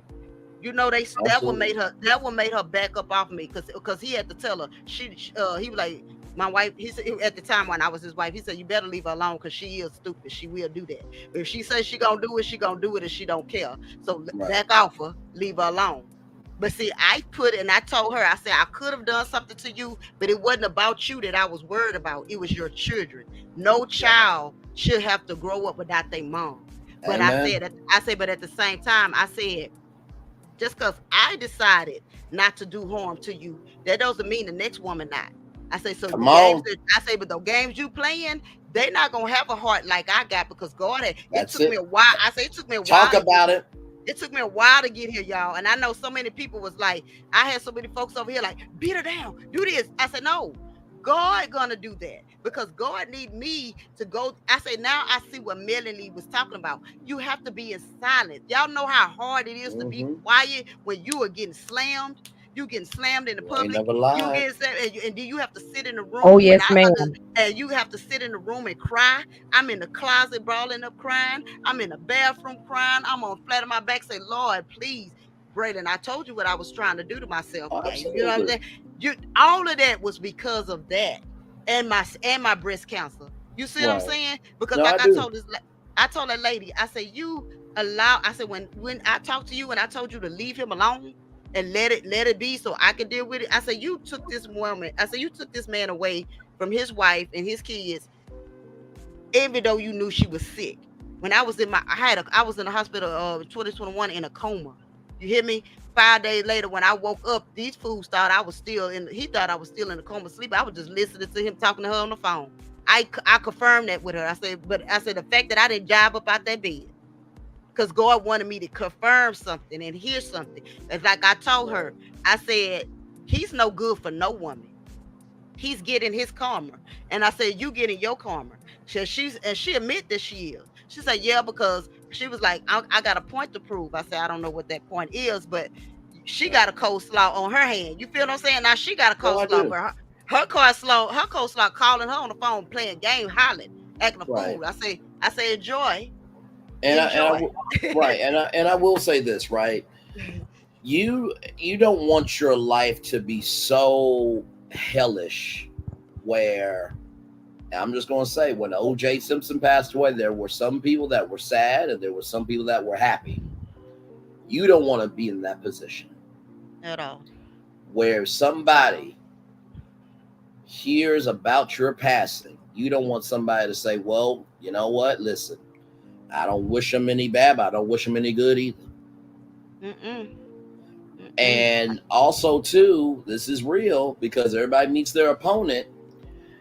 If that does end up happening and the person that you talked about says that about you, guess what? You gone. You can't say not damn word. And all your supporters who supported you guess what? They gonna be so lost when guess what? Everyone else supports them in their opinion. Well, you should say that person's a human being. Okay, well, do unto others as they do unto you. Good measure, pressed down, shaken together, running over, men given to your bosom. Yeah, men give unto your I cannot give you anything that you're not matching back to me. So if you asking for kindness, I'm gonna need kindness. If you're being disrespectful, you're getting disrespect. See, sometimes things ain't God, it's not the devil, it's us. Right. Speak on it. So, don't blame them people for stuff you chose to do. That's it. And that's what and you know what? One thing though, Braylon, y'all tell me if I'm wrong, even in the chat, tell me if I'm wrong. I told her this. I said, I thank you for stepping in like you did. She said, what do you mean? I said, because if it wasn't for you cheating with him, and then you left him, and then he came back, and then you left him again, and this time when you came back and you took him, because I never stopped messing around. I said, I thank you, because if you wouldn't have done what you did, I would have realized that I had a narcissist on my hand. I wouldn't have never known that. And God managed to let him go smooth out of my life. And the moment I signed the divorce paper, the moment it came finalized, y'all, if I tell y'all, for the past couple of weeks, God has been blessing me. I have been getting good news. I have been feeling better about myself. I have supporters over here. I've gotten up to where I'm telling stories and I'm helping people. People are hitting me in my Instagram saying, you know what, I was fit to do this, but because of your story, you see what I'm saying? I thank God I didn't curse that lady out, because it was there, y'all. Listen, it was there. Listen, I can only imagine what it is to feel at your end, and you're just like, you know what? I've been quiet, I've been cool, this, that, and the third. And by the way, shout out to Chit Chat with QT. She, Melody Cherie Rogers said something to Queen Sheba and the Mimosas with Melody on. She said, I know people always saying, why don't you do this? Why don't you do that? Melody said, I quote, if I'm quiet, that's when you should be worried. Silence is a whole tool, and silence is a whole weapon, depending on how you utilize it. So sometimes, and watch this, y'all, if a person really wants you, they will try to trap you. But the only way the trap will work is if you give energy to the trap. Right. Real talk, because there was somebody that tagged me and said that I should came over here, this, and that. Now, I could have done that, but I also saw the game of you're tagging me so I can come over there and say what you want me to say, so then you can drag me. You not getting a response is making you lose your mental. That's more than enough of a hellhole for your fucking ass to be in. Because what you don't realize is the only way this gets air, this gets fire, this gets any soul is if I give a fuck about it. So the more I don't give a fuck and the more you give a fuck, guess who's winning? You. Because eventually the more quiet I am, the more they're going to see you as the crazy clown that you were born as. Right. If you want somebody to go crazy, be silent. Silent. And that's the thing. I'm not giving it no energy. Even him. See, I could have simply told her, hey, I know something going on between you and him, because I've been knowing him since I was 13. You see what I'm saying? So and I've always been his backbone. I've always been that ride or die. So I know who he's messing with, who he not messing with. I know his pattern. And I told him every female he got with, every time he's in a relationship, he don't know how to be faithful if you gave him $1 million to be. If you gave him $1 million to say, I need you to be faithful for at least 24 hours, he gonna lose that money, because he not gonna do it. So I told her when she got to talking to me, she said, I wasn't aware that he was talking to you. I wasn't aware that you was at the granddaughter's dance. I wasn't aware that he's not seeing his grandkids.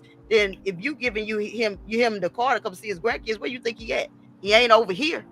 Right. You feel what I'm saying? So I had to cut that out. I said, well, that ain't my lane. Let me, and then my new motto, somebody can take this and make a shirt. I'm gonna mind the business that I can maintain. I can't maintain nobody else's business. I can try to maintain mine. So sis, you know fiesta. The lines be long, sis. He be at the fiesta. The lines is on at the fiesta. The lines was long at the fiesta and the specs, you know, you in the parking lot. So that's what happened. He was coming. But you know what? That could work.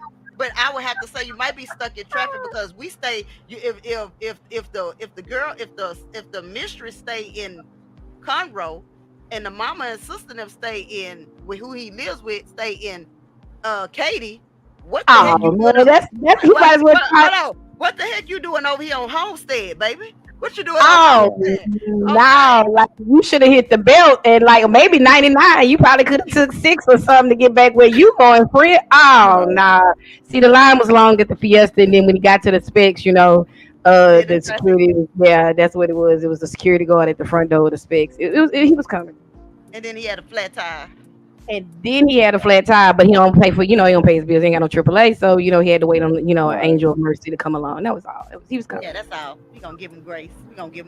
Well, listen. I think the best thing the best way to move forward is to be forward with inside yourself. Right. You know what I mean, and that's why I would say to you, Miss Ford. That's why I would say to you, community. Hey, lady, welcome and glad to have you here. And to everybody in the chat, thank you so much for being here.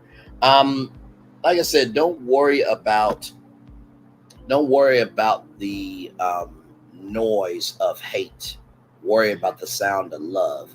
Noise is broken, it is scattered, and it is tattered. A sound is clear, is coherent, and it is under one accord.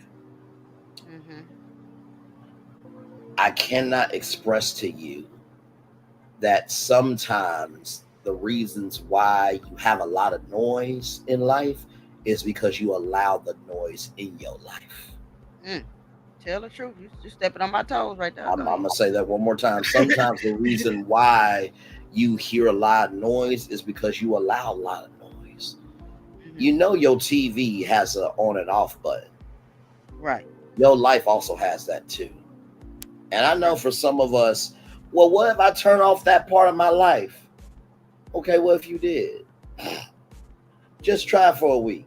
Well, wait a minute. I haven't had nobody pissed off at me. I haven't pissed off anybody. Wait, this is peaceful over here. Oh, my God.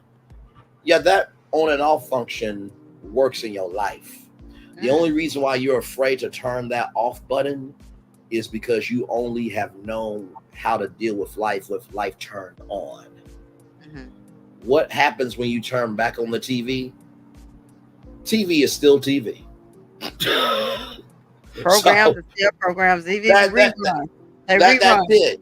That is it. So if you turn off the TV, your life ain't over. You're just respecting your screen time. Okay? Yeah. And I just want to encourage our sister down here in the Gulf Coast with me. I was there. Coleslaw showed up on my porch 2 days after Christmas to show me her engagement ring, girl. Unannounced, uninvited, at my address, on my driver's license. Okay. And I was as gracious and as kind as I could be to that human in her delusion. Because I knew not that human. Oh my Lord Jesus! Yes, they human. You know I can be non-respectfully, cousin. Right.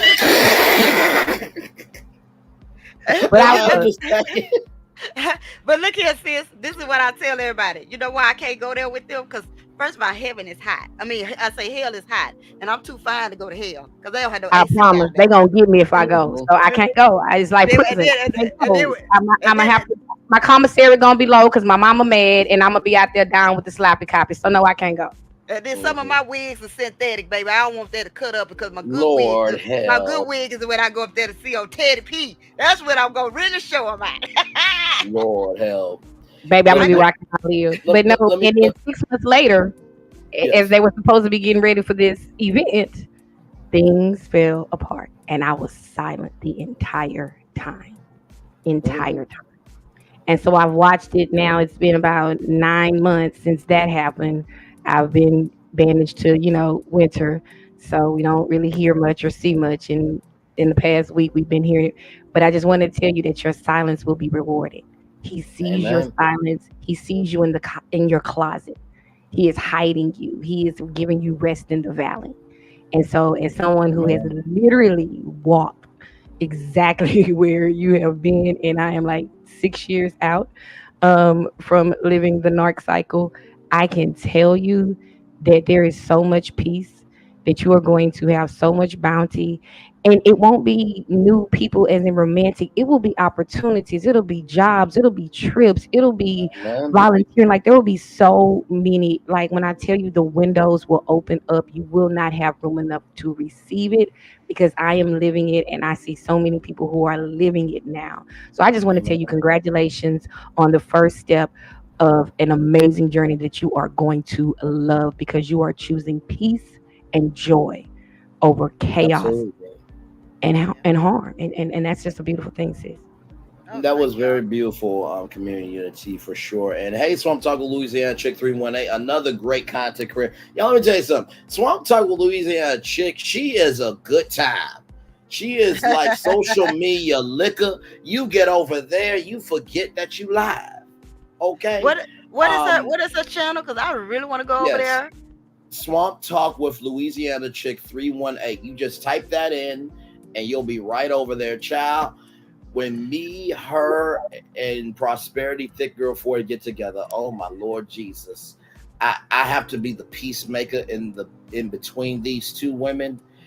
And gentlemen, I'm just gonna let you know right now, when two black women are arguing, just shut your ass up. There ain't nothing you gonna say. There ain't nothing you gonna do. That your presence, respectfully, ain't gonna do a damn thing. Just let them fight it out. And when they ask, are you still there? Just say yes and roll the hell up.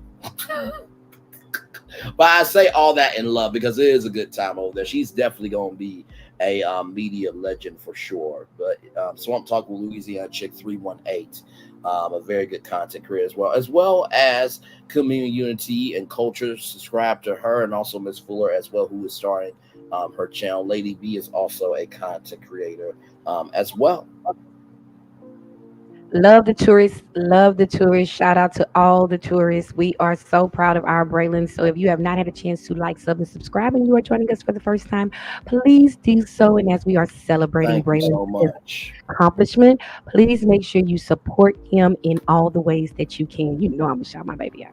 Listen, I appreciate you so much. It means more to me than y'all know. And listen, on the community wall, y'all, it's been so palpable with the love over here. Let me go to my community wall and tell y'all how many messages I have received on the community wall. Swamp, I don't know if she's still in the chat. Swamp Talk Louisiana Chick, I just subscribed to your channel, baby. Wonderful. I'm gonna get to watch her too. And let me tell you, you will have a wonderful time, y'all. I gotta represent for the boot now. I got roots from the boot too. Don't all us Texas girls, they don't understand that these boots was made for walking, and we walked right across the line. We walked straight down I-10, baby. That's all we did. Absolutely. I 10 by 10. Absolutely. By 10. And you know what? Honestly, I think everybody's mixed with a little something. You know what I mean? Whether you stay in a state for a year or you stay there all your life, the impact of your culture, of your life, is only as powerful as you make it. It is as desolate as you do not make it. And you know, when I posted that we made it to 2,000 subscribers, y'all, I got 66 comments saying just congratulations. And so just know, absolutely, just know. Just because someone is saying bullshit doesn't mean that it stink. Doesn't mean it doesn't stink. Mm-hmm. Because guess what? When you showcase actual facts versus bullshit, people usually get it. And usually for the people who are lost, confused, and just are just desolate with their existence in terms of supporting somebody, it will be that one point in time where it will click. Like, wait a minute, he doesn't bother you, or she doesn't bother you. Why are you over here? And then, oh my God, when you finally they want to kick you out. Here's the thing. When you get kicked out, I know that you support that person. I know you love that person. I know you've invested in that person. But sometimes being rejected is actually protection. I heard that before. There is a blessing. No. My pastor preached that one time. The blessing of no. That's it. There are some things that God is keeping you from. That closed door on the other side is a fiery furnace. I'm telling you, there is a blessing in no. Amen. You ain't never lied on that. You ain't never lied on that. I have to constantly remind myself of the day I'm having, and my mama's always said this, the day you having somebody wishes they could trade places with you. Right now. You are always one level away from making it or breaking it. That's why you have to appreciate where you are. And the reason why some people get so upset in life is because they're using so many cheat codes and they're not willing to play the level that they're on. Because you know what cheat codes really do? They only get you by 2 to 3 levels. They only get you by 2 to 3 levels. And the skill that you needed to be where you now are. So now you are in a position in which you are unprepared for. I'm telling you, that man preached that sermon, bro. That's it. No, listen, I receive it, because here's the thing. The skills you needed on level 2, you needed the skills from level 1 to get to level 2. And so when you keep using cheat codes to get to where you are in life, and you walk into the room where it can make or break you, guess what? Some people, they decide based on the character, not your resume. And so if you use cheat codes to get into the room, but you can't handle the room, then guess what? You're gonna drop back down level 1 anyway. Exposed. You know what I mean? So listen. And that's one of the things about earning something. That's why I said those 66 messages that you have, and I'm pretty sure as people, see there'll be more. Those are earned, not given. Amen. You put in time, you put in work, you created a concept. And that's one of the things I love about being able to share space and share community with you, is because not only are you generous with information about the culture, and you are really good at producing your product. Shout out to all the broadcast journalism people out there who have those Teddy P like voices, because Miss Fuller gonna go there to heaven and act bad. You better know. Yes, I'm gonna get kicked out because I'm going straight for Tupac.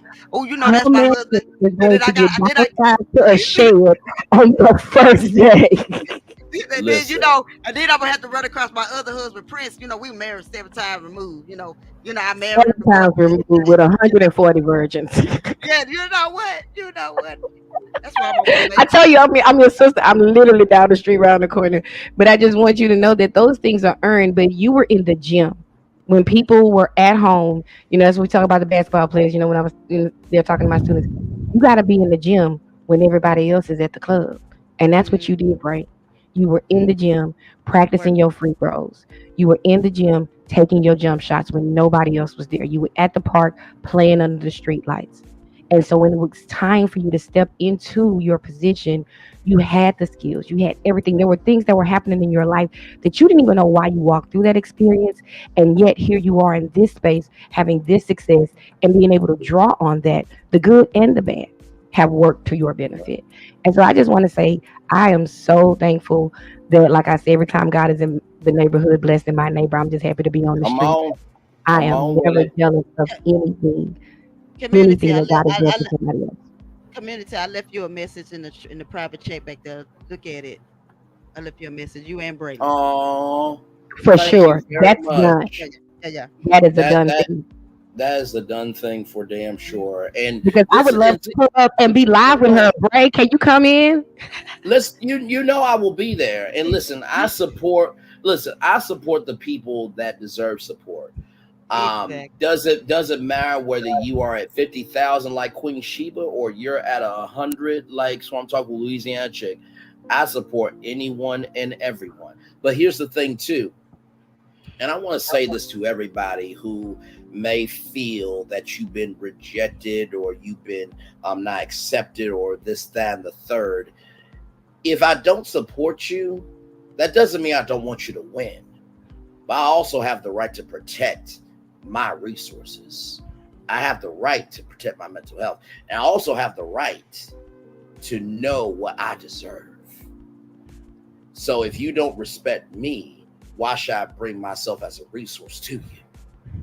It's not personal. Because guess what? And this is the thing that I don't get. People who feel that people don't support people on YouTube, you got people in your real life that don't support you, right? So if people in your real life have the right to support you, then why can't somebody on virtual reality not support you? Or is it the fact that you don't have anybody supporting you, that you just take out on anyone and everyone because you don't see yourself as the problem? Got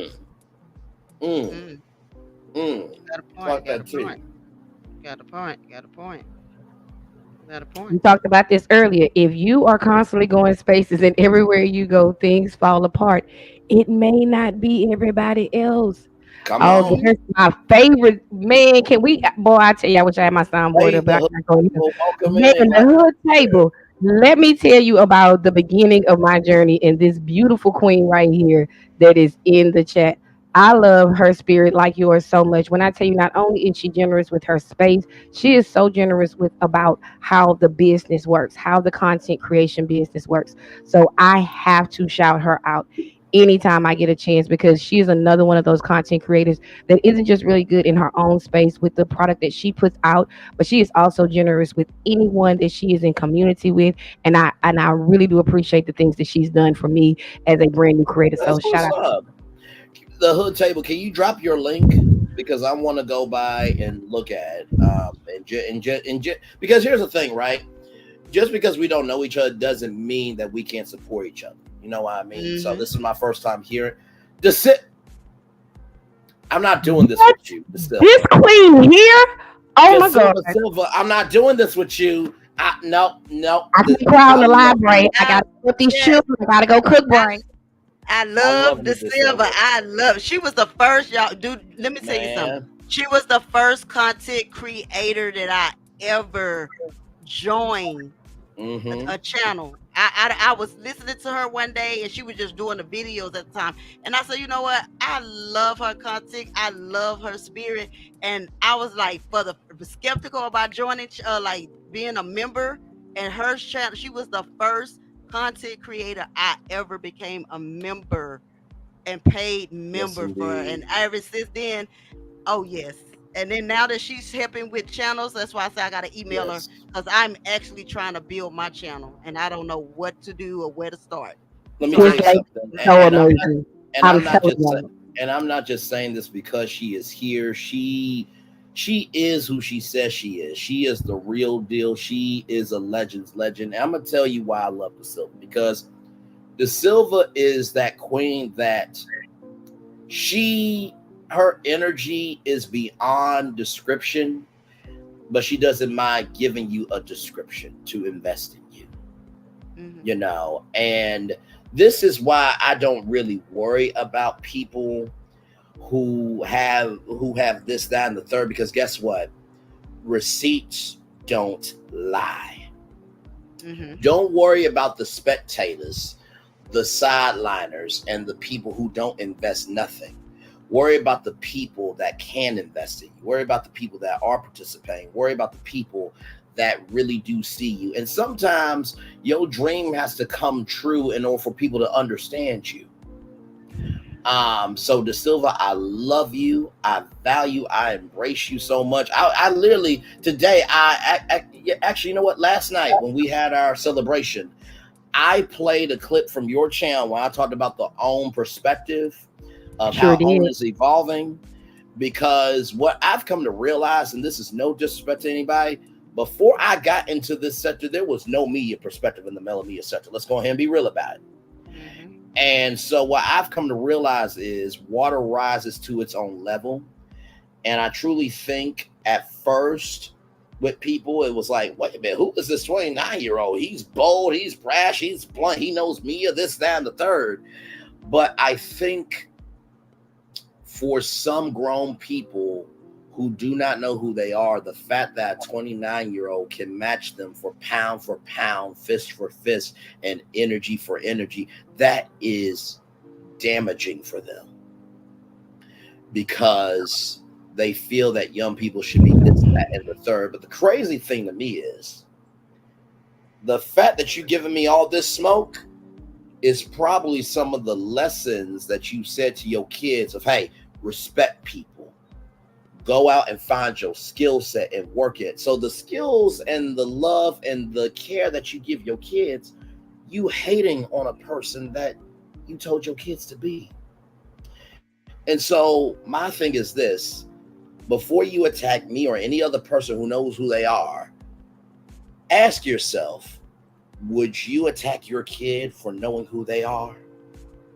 Because sometimes in life, the reason why we don't get along is because we don't understand that honey is honey and vinegar is vinegar. And sometimes you might just have to taste honey a couple of times to know it's honey.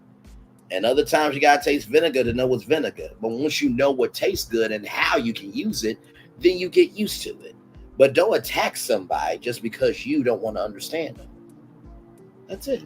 So, love you, DeSilva. Thank you so much, Queen. See, I'm not going to do this with you, DeSilva. And by the way, y'all, she looked 30 damn years old.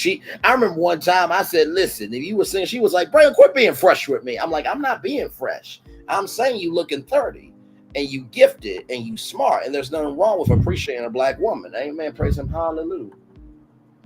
Black women are in the building. Yes, they are. Another great content creator as well. She does, I don't know if she's been doing it, but she does Saturday Night Lady Chat. And I remember it was her first one. And y'all, even though I'm not a woman, I'm a full grown man. I said, you know what? I know what it is to try to start something. I'm going to come through and support. So when I tell y'all I support that, it's not just lip service. I actually execute. In the hood table, feel free to drop your link in the chat, because I definitely want to come through and see your channel and support you in any way that I can, for sure.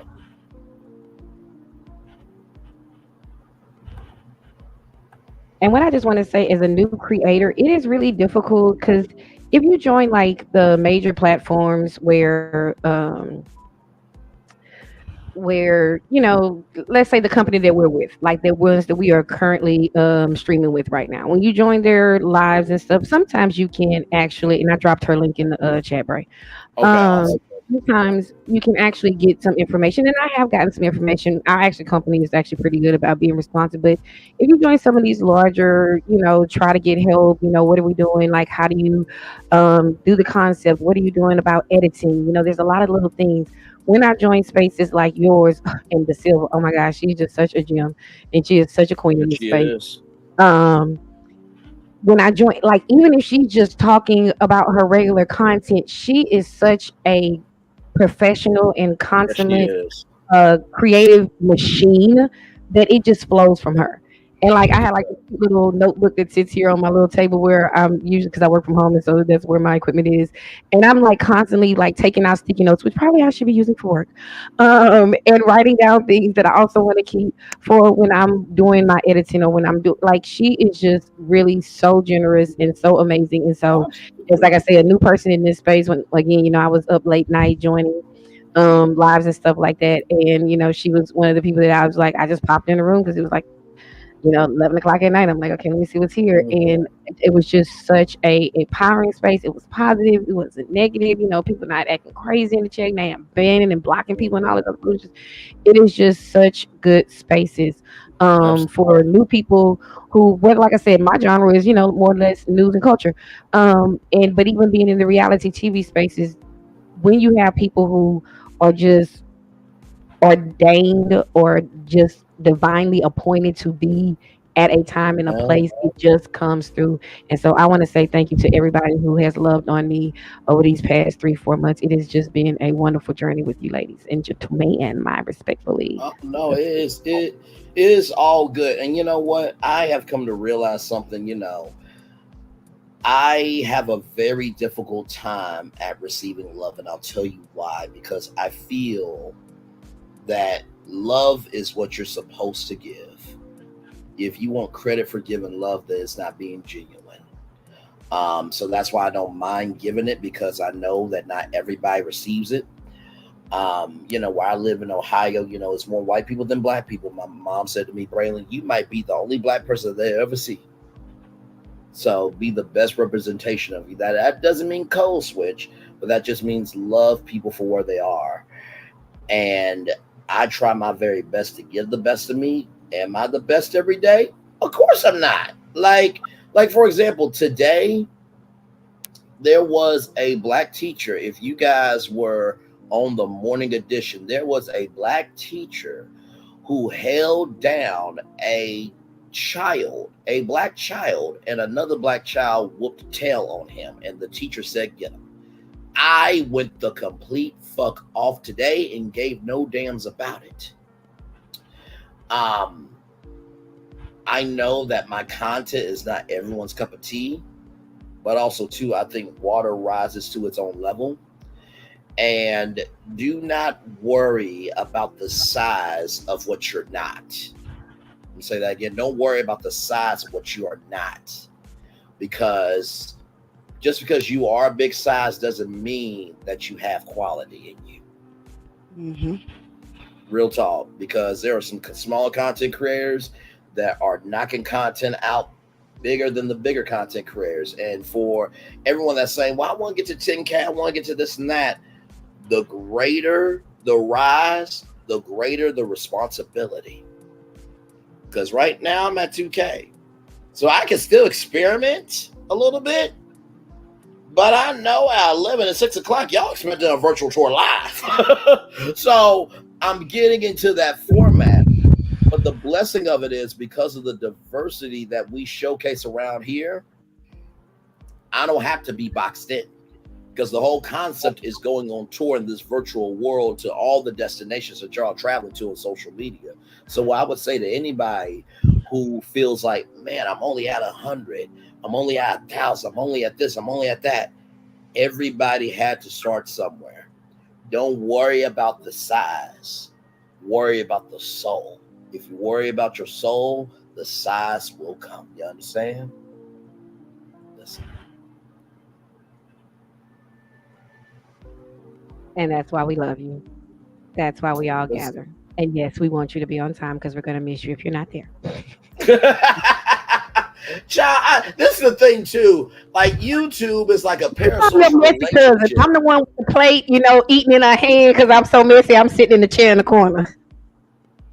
De Silva, you said it best right there. It's nice to be small and grow slowly, which allows the CC to get to know their tribe. Absolutely. And that's why I feel like I am right now. I feel like I'm in this mode of getting to know my subscribers. And like I said, there are ignorant cockroaches on YouTube. Some ignorant cockroaches have 10,500 subscribers. Others have 100 subscribers. And no, I'm not talking about you. So I'm talking Louisiana chick. But, there's some content creators in this sector that they know who they are. Just know that ignorant cockroaches don't like intelligence in terms of raid. And so the more you spray intelligence in terms of raid in your content, eventually that ignorant cockroach is going to lose their mind.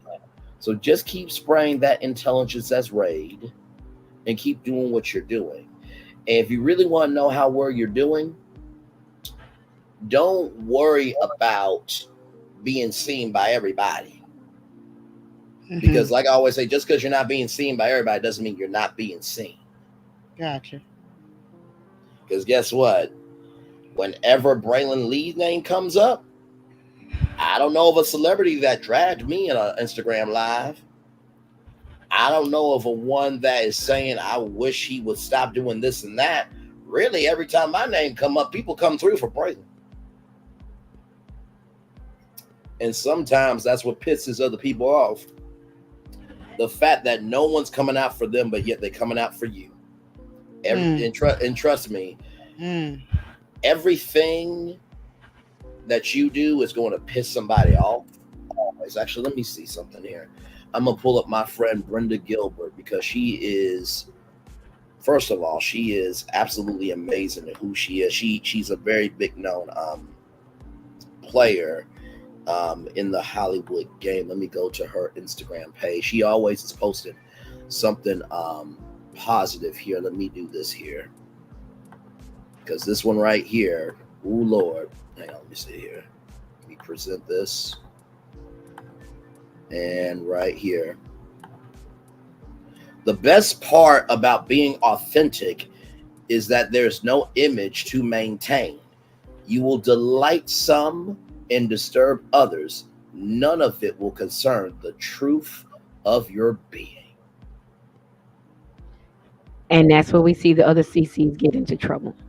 And that's where we see people in life get into trouble. If you don't have a core, who are you if you were homeless on the street tomorrow? I'm still kind. I'm still funny. I'm still silly. If I had a plate of food from the Salvation Army, I'd probably still be sharing it with some kid, and I'd still trying to be helping with their homework. If I was homeless on the street, who are you at your core? But if your core is determined by your cash, if your character is determined by your checking account, then you will find yourself doing things and saying things and being places. Let's just be honest, that you never should have been in the first place. But if you're constantly chasing it like the next high, you just become an addict. You just become an addict to that. It's no different. You talk bad about you see on the street, but to the people that's got 15 Louis Vuittons and $250,000 worth of debt, and you living in an apartment and your car is one note away from being repossessed, like, what are you doing? That's it. Right. That's it. And not to mention too, I'm just going to say this to the subscribers. If you, I'll put it like this. You can make or break your mental state. If you have to always defend your content career that's always in bullshit, doesn't that get tiring? Especially when the receipts of the person that they're talking about come back null and void. Doesn't that get exhausting? Doesn't that just get frustrating? I mean, really, think about it. You're supporting a content career that's always starring shit, and the person that they talking about don't do shit. You don't think that the math equation ain't mathing? I'm sorry. Like, I listen.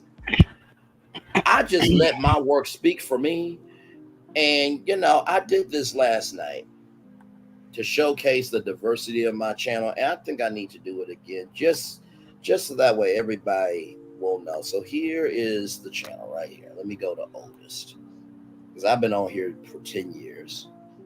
Just a little challenge to everybody. Look at my content, and then go look at your favorite content creators' content. That's no shade to anybody, but especially people who always star in bullshit. I just want you to look at this. Okay? And then I want you to go look at theirs. Now, that doesn't mean that you have to tell me about the results. But if you have to sit with yourself after seeing all of this content and all of these lives here, and you come to the conclusion that, wait a minute, every live that this person has done, he's been funny, he's been intelligent, he's kind, he embraces people, he knows his base. If you come to the conclusion that you can be in heaven and peaceful, then in hell and being broken, then maybe you might need to switch who you support. Because the diversity is still going. I'm not making up any receipts. They've been over here. Why would you want to rule over the ashes? Why would you want to serve in hell? Oh, ruling over the ashes. Oh, my Lord Jesus. Yes, indeed. So yeah, the content creators here, I love y'all. Like, I really love y'all so much. Like, y'all are so generous. Like, y'all really are. Absolutely. And I agree with you. What you said, sis, community. What you were saying about you could be homeless and you're no personality. Because I'm telling y'all, look at me. I'm a witness. I lived in my car for 3 years, and when I was working at Rainbow, wasn't making enough money, and I was working at the Right. Rainbow on Bissonnette on the other side, on the south side, and baby, I wasn't making enough money to get an apartment, and I had so much stuff up against me. So again, I will go to work when I get my paycheck. I would go pay for a hotel for 1 day. Then after that, I had to wait for another week around. But where I was at, in my car in the parking lot of Walmart, and when I was out there, I found out I was not the only person that was out there sleeping in their car because everybody was homeless and all you had was your Absolutely. car.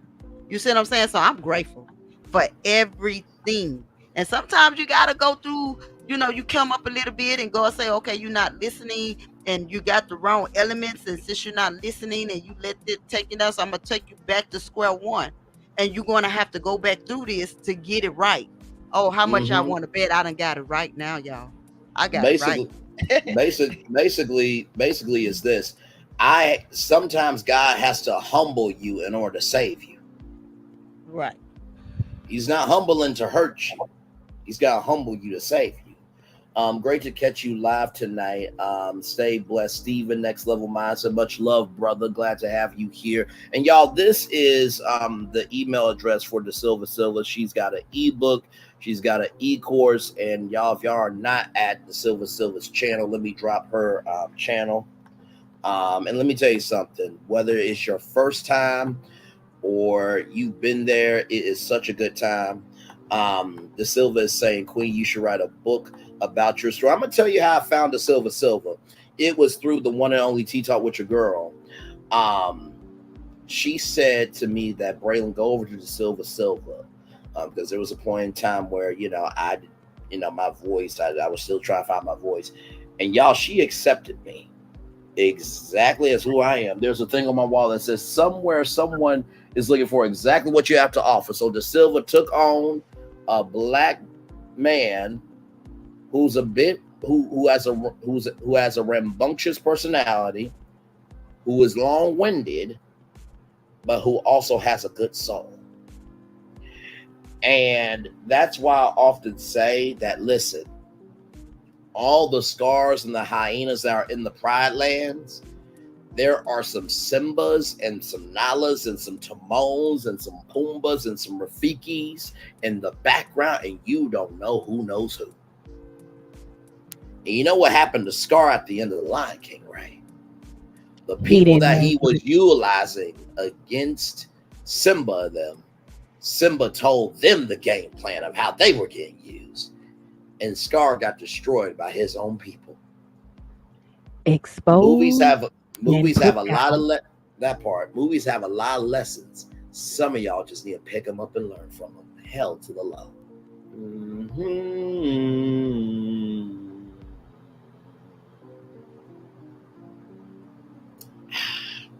Are we away? Are we away? Are we away? Come on! The mighty jungle, the lion sleeps tonight. Okay, listen, you got the wrong two chicks up here with you tonight, boo. Listen, it is all good, but I think that was to I don't know if that was to Miss Fuller or Community Unity, but the Silva said, Queen, you should write a book about your story. Oh, Miss Fuller. Yeah, and I have been told that so many people, like, you can tell it, girl, you can tell it, you can say some people, because you just don't know. And sometimes, y'all, I don't even know how I came out of it, because when I go back and look at some of the stuff that I was not supposed to be here or walked out of it, it's like, how did I do this? But that's where it goes back and say, God lifted you up, and he don't lift you up out of the ashes for you to turn back around and go back into the fire. When he remove you from that, go on to something else. You got to be wise. It's like you come to, like you say, Braylon, it comes to a point where that light bulb got to go off. It comes to a point you got to learn to just like, okay, when you going to get it? And trust me, I got it this time around, y'all. I got it.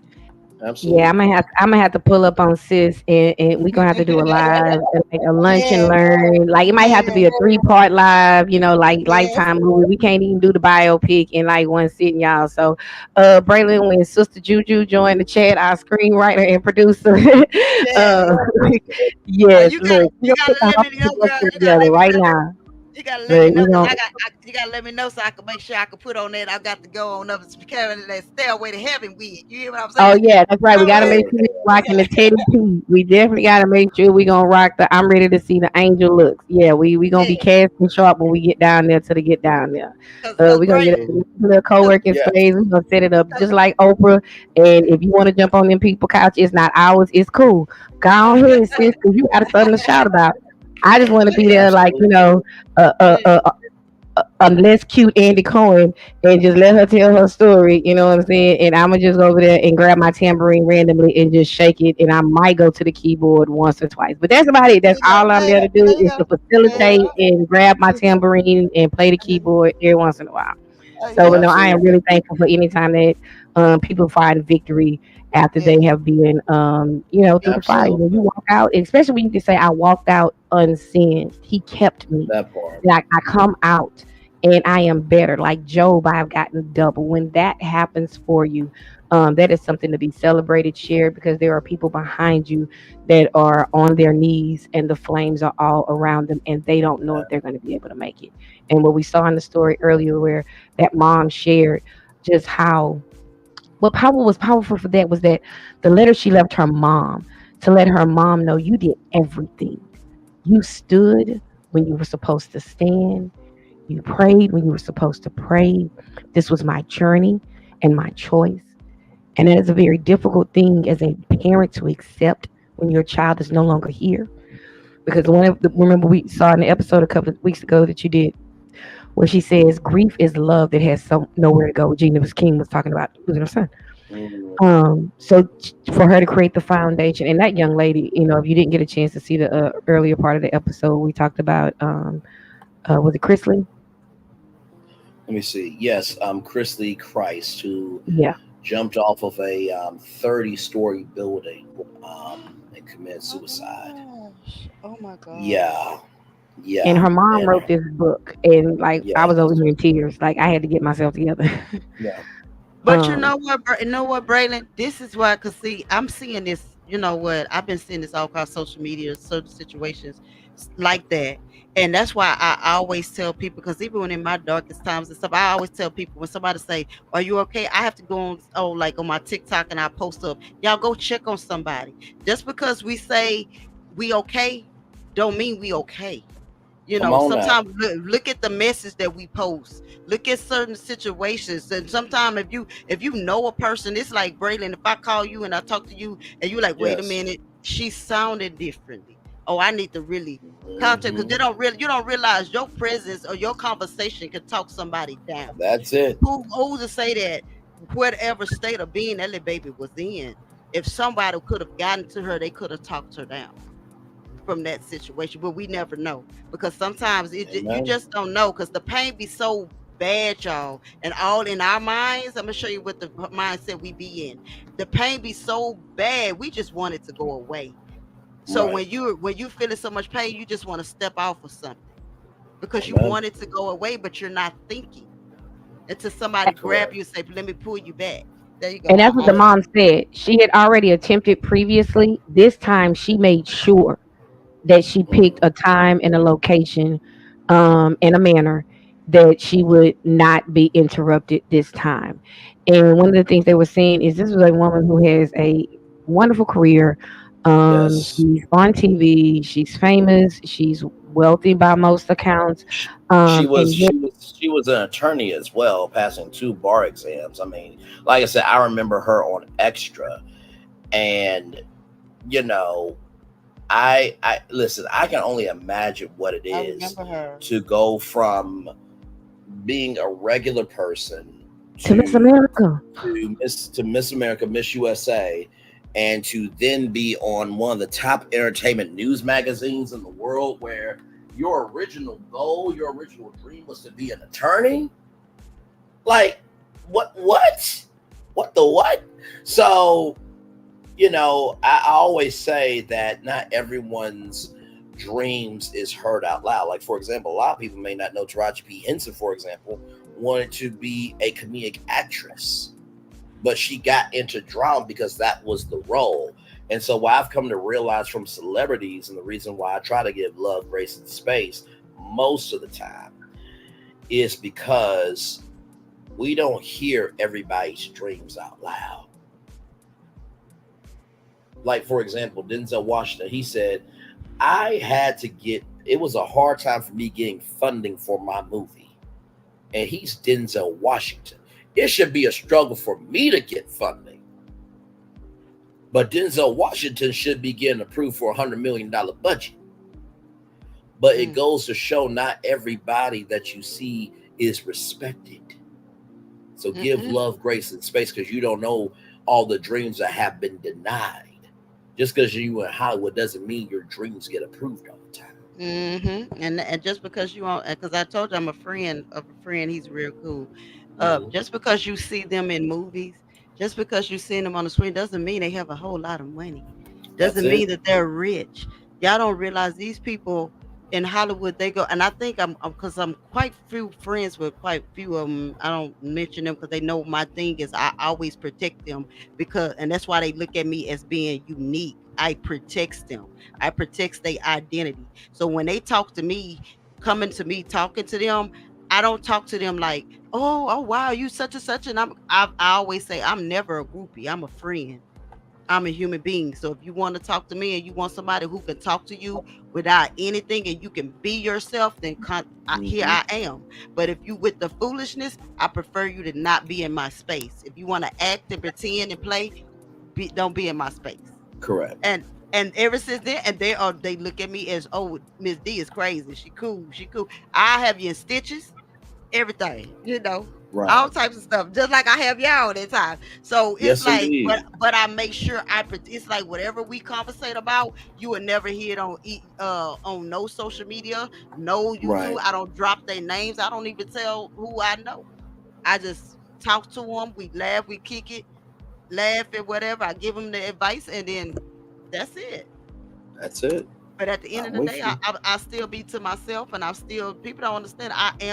I don't want to say I'm lonely, but I am at times, y'all, because for 4 years, I have been just celibate. 4 years. Well, I mean, Barbara Walters, she said something very powerful. She said, I may be alone, but that doesn't mean I'm lonely.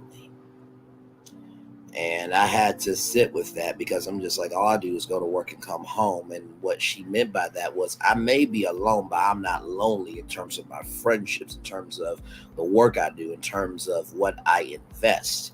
So, and this is the thing too, when it comes to dating culture, because it gets on my nerves a little bit when people say, oh my God, people who got FWB, a menage a trois, they're not serious about relationships. No, that's not the case. I think people honestly are just tired of bullshit. They're tired of their time, energy, and commitment being disrespected. So it's best to be with somebody that just wants what they want rather than investing and giving their all and being brokenhearted. And so to me, when it comes to the dating culture, I'm not saying that just because somebody has an FWB or whatever that they're not serious. But just ask them who they are as a person. We gotta get past somebody judging them. Just, oh my God, you're with that person. You've been with them for 5 years now. Okay, now if you've been with somebody for 5 years and nothing's happening, then okay. But if somebody just wants companionship, as long as they're not hurting anybody, mind your own fucking business. Because it's always the ones that want to drag everybody else for what the fuck they do. Meanwhile, your life is the shittiest life that you got. And you can't tell nobody about it. Like, come on now. And that's one of the things I want to tell our sister down there. Like, when you were living in your car, how many people knew that? Probably not many. You went to work. You lived your life. And now family members did. They did. And it was so crazy because I helped everybody. When I had the money and all that, I helped everybody. But when they got themselves and they got up on their feet and they got me put out of places because of the dramatization of what they was doing, everybody shut their doors. And then once I got back up on my feet, hey, that's why I came back across and I ended up marrying my husband from high school, because we was middle school, high school sweetheart, and we came back across each other back in 2016 when we came back across, and I was building and I got everything back up on my feet. What happened? From him, the kids, everybody just came and swiped. Everything was snatched away from me again. Right. So where I'm at now, I'm staying in one of my, my daughter. I call her my daughter-in-law, but she really my baby girl now. My grandkids' mom. I'm staying with her until I get my spot. You see what I'm saying? So when everybody counted me out, God said, I got you, but I need you to be in this room for a second so I can talk to you. So I let you hear. So yeah, people knew. Even the people at my job knew. And my manager used to always say, Denise, I don't understand how you do it, because you come in here like light camera action. You a whole different person. I'm laughing. I'm this, I'm that. But then at the end of the day, when everybody go home, they had a nice bed to go to. They had a warm bed to go to. Right. I had nothing to eat. I had a car, sleeping in a hot car, charging up my phone. That's all I had. And it was sick. It was dark days for me, but I managed. Right. I managed. And I appreciate your vulnerability, your openness, and your honesty, because I think sometimes what may seem small to us may be the biggest thing to somebody else. One of my all-time favorite shows was Extreme Makeover Home Edition, when Ty Pennington was a good morning so-and-so family, and they would bust out the door. Exactly. They would bust out that door and go on that week-long vacation. We got 24 hours to build this home. And the most heartwarming thing is when that, instead of just talking about, let's just watch a move that bus, damn it. Because listen, if you have never seen a Move That Bus, y'all, it is one of the and the way them people, let's not spoil it. Okay, yeah. Hang on, because this is. Let's see here. Let me see.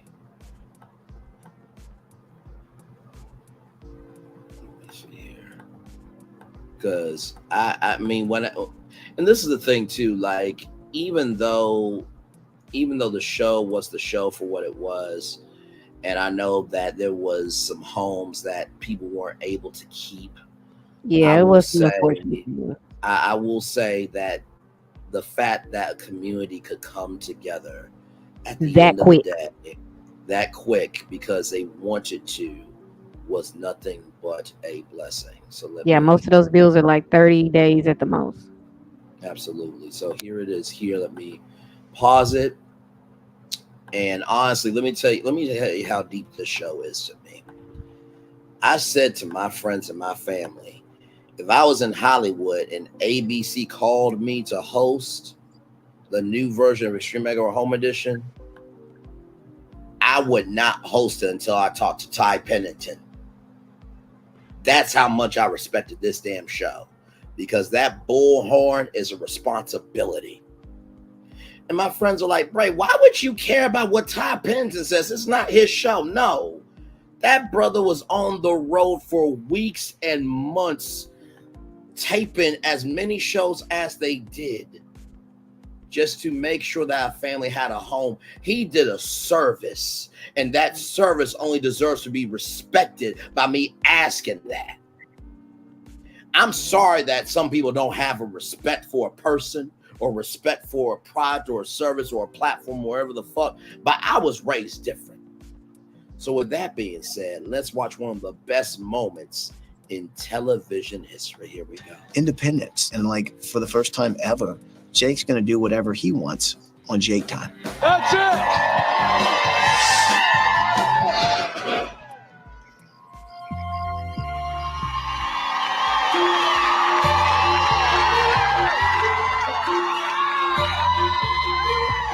All right, people, we finished the house! Bring it home! Bring it home!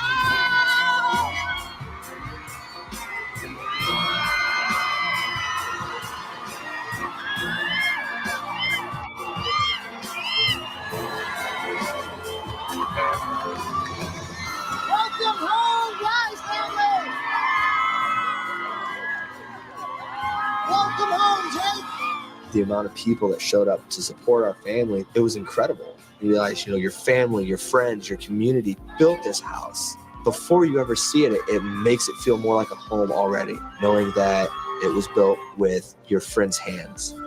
It was built with passion and caring, and it's overwhelming. I just want you to know that what's behind this bus is going to give you a chance to continue what you do and really give a lot of kids another chance at life. And I think it's also going to take some of the worry that you have every single day about the safety of your own kids, especially Jake. Cool, dude. All right. So what do you say? You guys want to see what's behind this bus? Oh, man.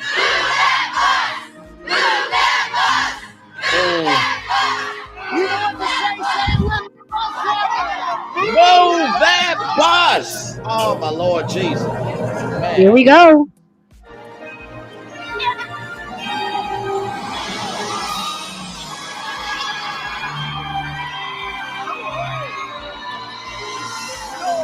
Woo, man.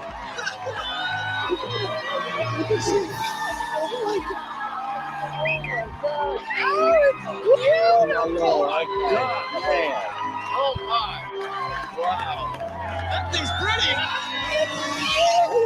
When the bus moved, I was stunned. I just couldn't believe how beautiful it looked. The old house was a combination of dangerous for Jake and also inadequate in that his independence was extremely limited.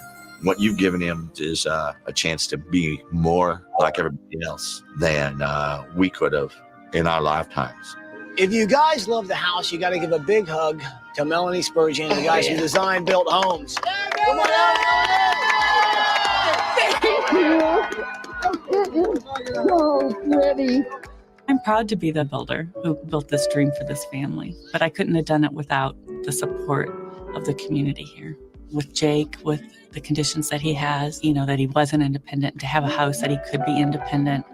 I thought that was an impossible feat, but we did it. The impossible is possible. If you dream it, believe it, you can make it happen. So guys, family, I've been waiting to see this all week. Go check out your brand new house.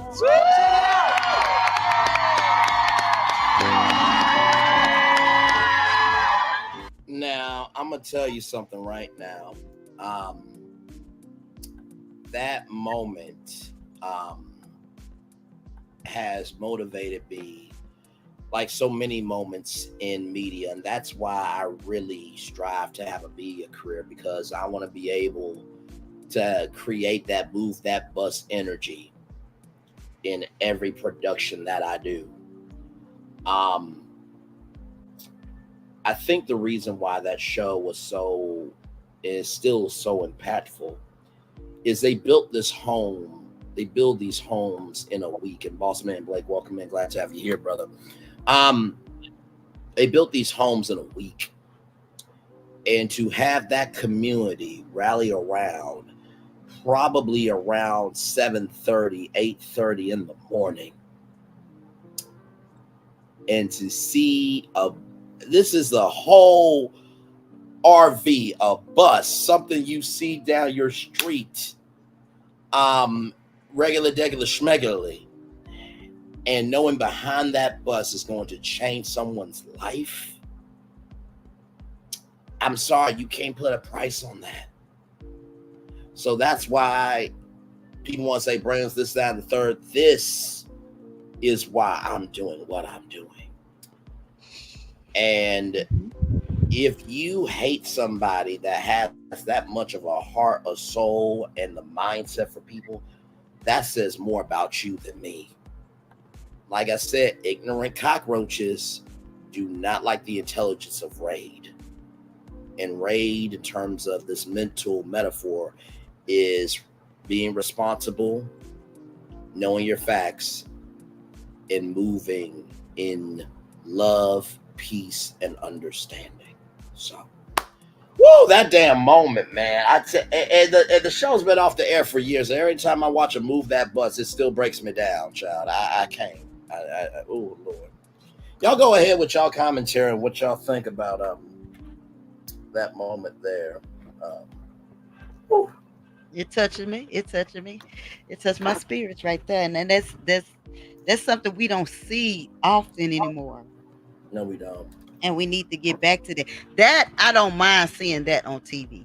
I don't mind us seeing the positive versus this crap that they showing right now. It's almost like the music on that's been playing over the airways.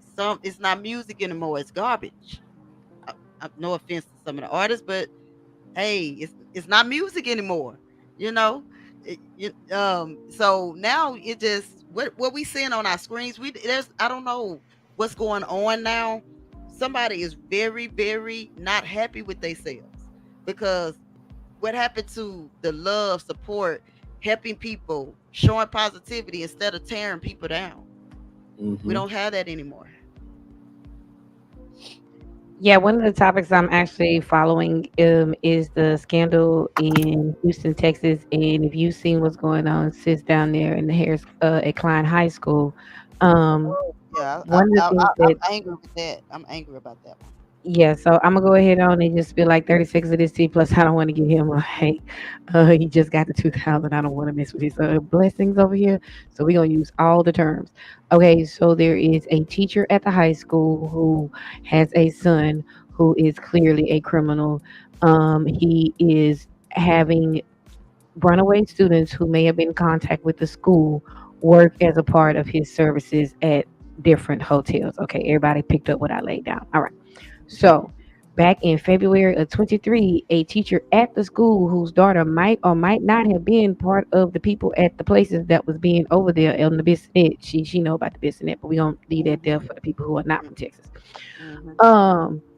Tells the people in the school that, hey, the laws just came to my house talking about my daughter, man. Like they say that lady might be a part of this whole stuff that went on that was like 6 months ago. So like it's already been 6 months as it is. They leave this lady on her job until April of 2024. Another 14 months. Now, according to them, the district, the reason they left her on her job is that when they contacted the Harris County Sheriff's Office, initially they said that she was not a suspect. But I actually did a deep dive on my channel if you want to go over there and look at this, and it might be censored, so you do have to be over 18 because it is really rough with these runaways. So you have a breakdown in the family unit. You have a breakdown in the systems and structures that should have been there to support these children. And then the people that come in contact with them at the school ultimately traffic them. Like literally, that is the word that is being used in all local media, Fox News, KHOU, Texas Tribune, pick them up, put them down, whatever. It's all there. And what you find out is in the initial incident, so the night they showed up to this first location at the hotel and everybody gets exposed, one of the people leave the location and get in the teacher's car. That's in the initial police report. So they knew that there was a real possibility that there is someone other than the human male that they have in custody that is helping with this situation. And then when they go and talk to the parents of some of the victims and they find out that this might be a nexus, and then even somebody tells, so we don't know how many people that we have out here on the streets that have been the victims of serious abuse. We don't know how many people we have out here that are the victims of not only just aging out of the foster care system, which literally there are tens of thousands of people each year that age out of that system, and they're going to show up at the club and they're going to show up at the Walmart, and y'all going to TikTok about them, and y'all don't even know like why you're seeing what you're seeing is harm, trauma, unresolved, unmitigated, untreated. And then when they harm themselves and others, we all stand back shocked like, I can't believe this happened. But how many vulnerable people do we have out there that if it didn't happen to where you ended up in the system, it happened in your family and nobody wanted to talk about it over Thanksgiving? Because somebody might have been the person that was helping pay for the light bill or the gas bill. So we can't talk about that. So the fact that you want that little girl to sit next to you on this side of you, knowing full well that the person is sitting across the table from you, is a thing you need to address. Your solution is, well, we just gonna make sure she sit right here. And don't let her go to the bathroom by herself or nothing like that. Or when they outside, make sure somebody watching them children while they play. But this is insane. You're right. That is a legitimately crazy story. You know, I have felt since 2020, everyone has been losing it. Sincerely. Celebrities have said things that maybe they should not have said. And what I've come to realize ever since 2020, whether you sit high or look low, or you sit low and look high, everybody goes through things.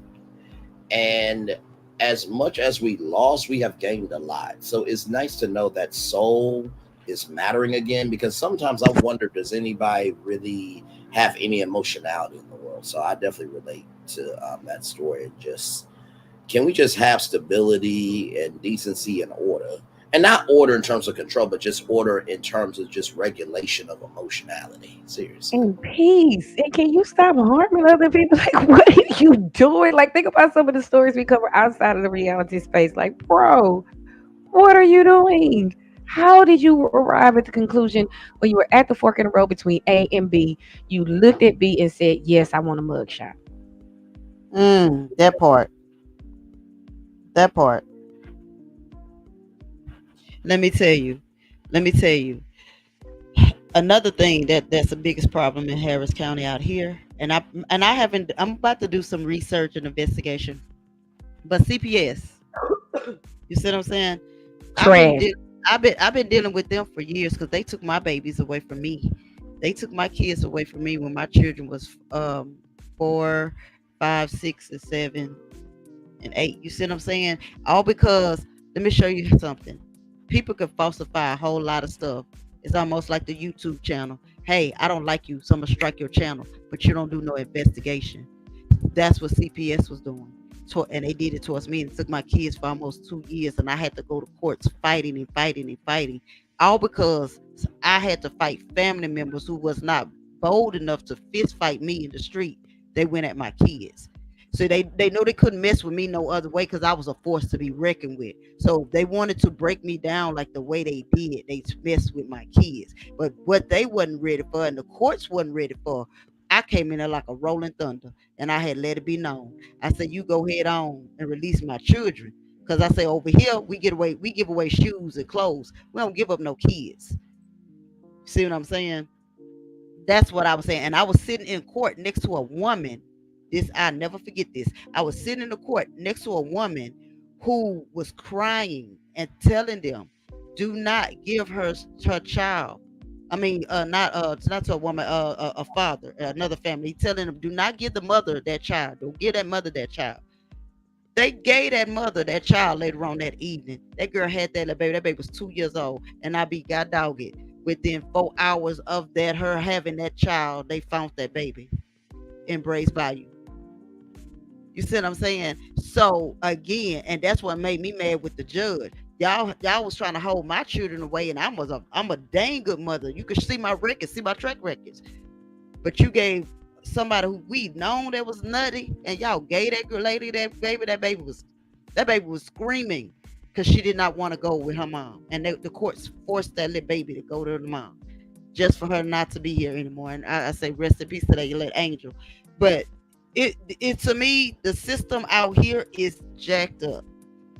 Oh no, it's not to you.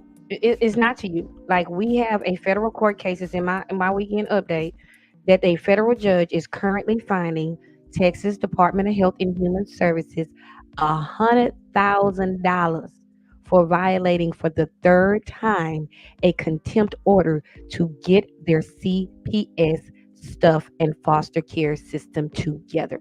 The state is literally purposely violating a federal court order to hire more staff, to create more beds, to investigate group homes, to do all the things that CPS and Health and Human Services is supposed to, specifically for our most vulnerable kids and families. What should have happened in your case is you should have had a case manager that should have not only helped you maintain custody of your kids, made sure that all the allegations against you were factual. You should have had an advocate in court. That's what, when you have a fully funded infrastructure, that is what you get. But what the state of Texas has chosen to do, specifically, Brandon, we were just talking about Arkansas, how Succubee landers up there and the landers deedly doos up there. Oh, we got our own version of insanity going on down here in the Lone Star.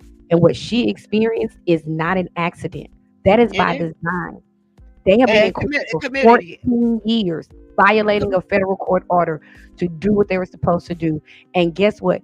Texas leads the nation every year with the number of children that expire who are under the care of the state. They are in CPS or foster care, and they're expiring, and it is happening every single year. And we lead the nation.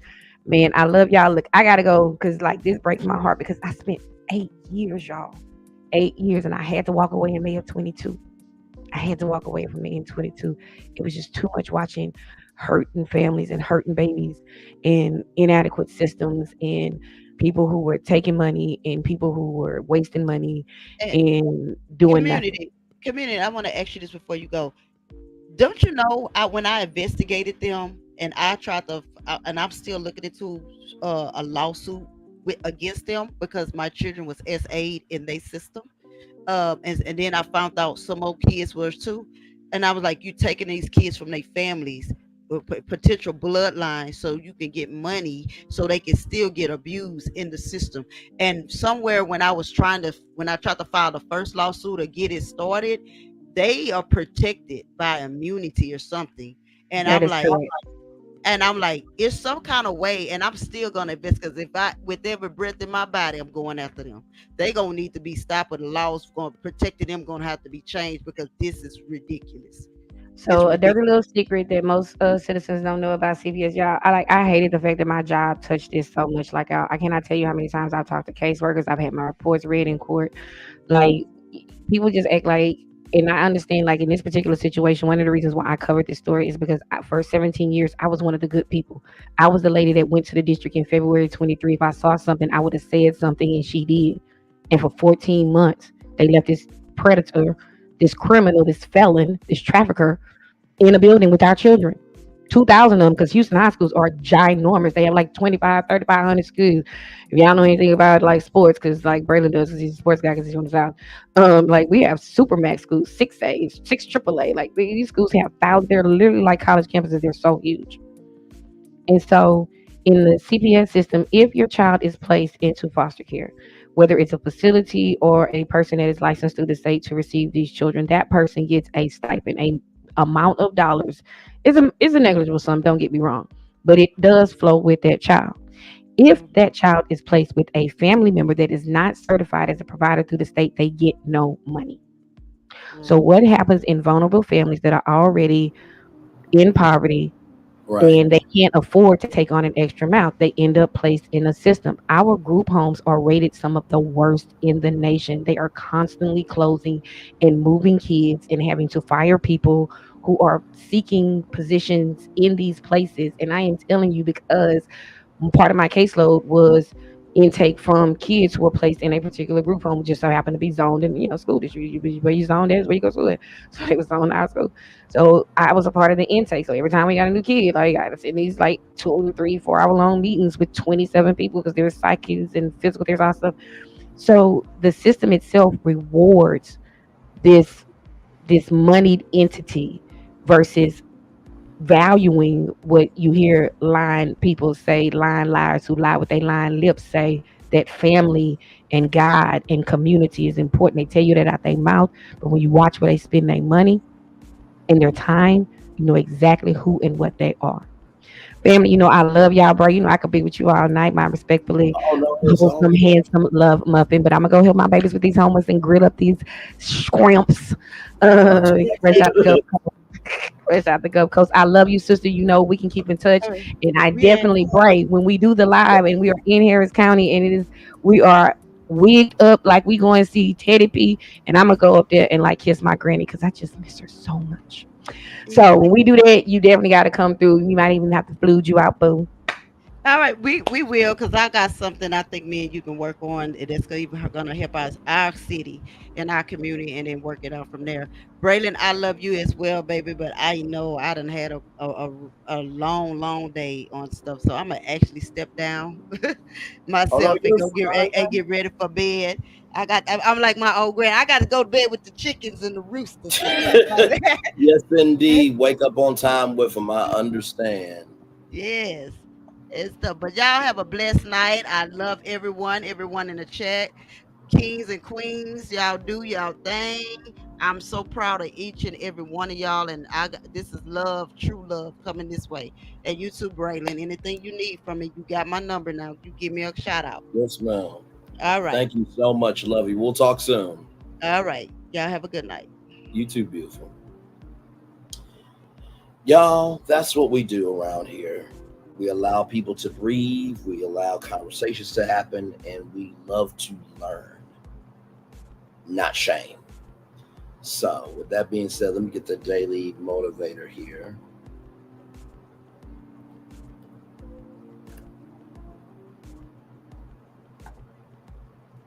Let's see.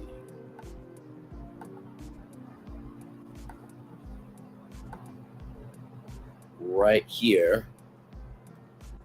It is time for the daily motivator, everybody. Never ignore a gut feeling, but never believe that it's enough. Robert Heller. I like that. Never ignore a gut feeling, but never believe that's enough. Basically, what it's saying is, just because it's your gut feeling doesn't mean that you shouldn't do all your research to figure out if it's the truth. I love that.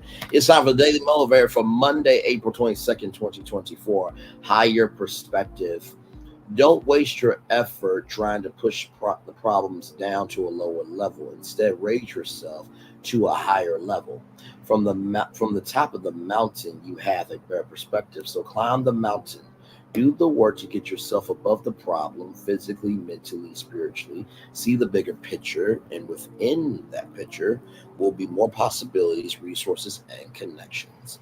Expand your horizon, and suddenly you have a greater area in which to operate. Factors previously limited you could very well empower. Factors that previously limited you could very well empower you when viewed from a higher perspective. Rather than being overwhelmed by any situation, look for how you can rise above it. Work to gain the high ground and give yourself plenty of good options. Ralph Morrison. I love that. I always say higher is waiting, low is available, but either way, we are live on tour. I often say that because it's true. Every day we go live on tour in our life, to our family, to our friends, to our workplaces. Whether you're an entrepreneur or you work for somebody, we are all on tour. In order to get to that higher perspective, you have to be responsible for the perspective that you're giving. That's one. The second thing that I see from this daily motivator is expand your horizon, and suddenly you have a greater area in which to operate. Before you can operate in an area, you have to know how you operate within your mind. How you think plus how you move determines how you flow. How you think, how you move determines how you flow. So how you think in an area and how you move in an area is going to determine how you operate in that area. And then work to gain the higher ground. A lot of us want high ground, but we are not willing to put in the work. Remember the song from Mary Mary that says, I can't give up now. I've come too far from where I started from. Nobody told me the road was going to be easy, but God did not bring me this far to leave me. The only way you know that you can't give up now is because of the work that you put in. So with that being said, it is time for the best outro on YouTube. Know what you do and do what you know. Never say you weren't born special, because you were always born a blessing. Trust you may not be where you want to be, but by the end of it, you'll be where you need to be. Do what you've been chosen to do. Why is one thing to call yourself, is another thing to be chosen. One love, much love, all love. I have spent time with you. You have spent time with me. Hopefully by spending time together, we'll be great together. And always remember, we're doing radio, television, YouTube, living your best life, or you're just showcasing that just because people say what the receipts are doesn't mean that that's the actual receipt.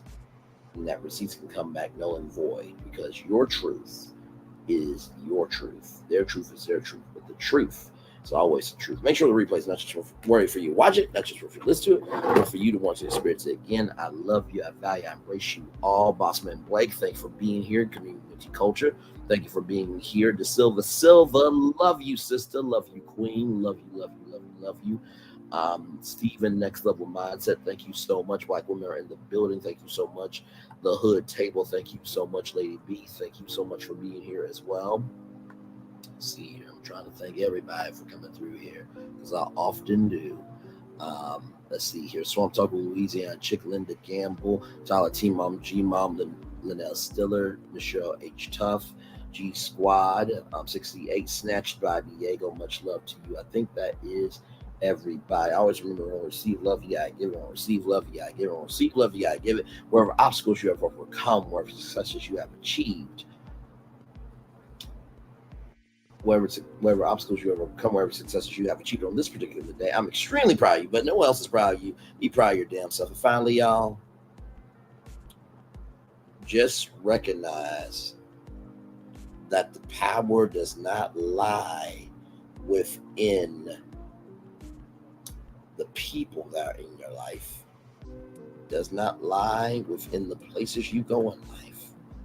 The power of how big your life is will always be determined by you.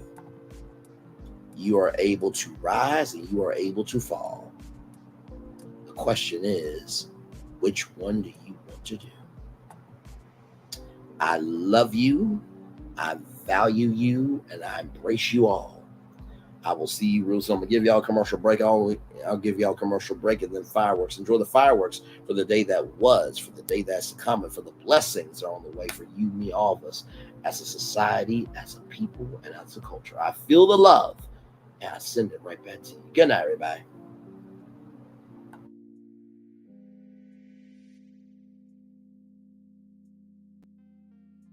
If only there was a place in the morning to start my day. With a smile, somewhere to help me get in the know. Oh wait, there is.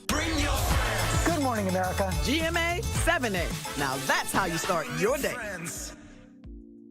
Welcome to Copeland's. Copeland's is not just some fancy place for your big night out. In fact, there's no occasion too big, or if you like, too small. Copeland's. There's always something good. Welcome to Copeland's. Copeland's is not.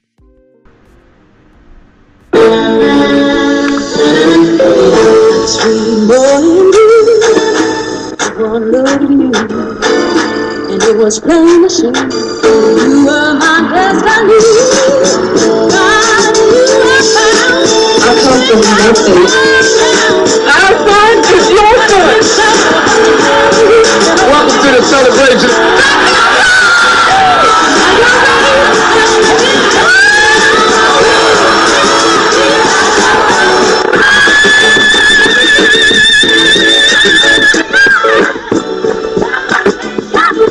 We all we got.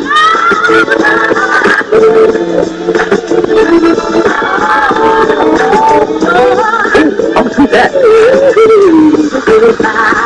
Don't you leave here today with happiness. I want you to leave here with joy.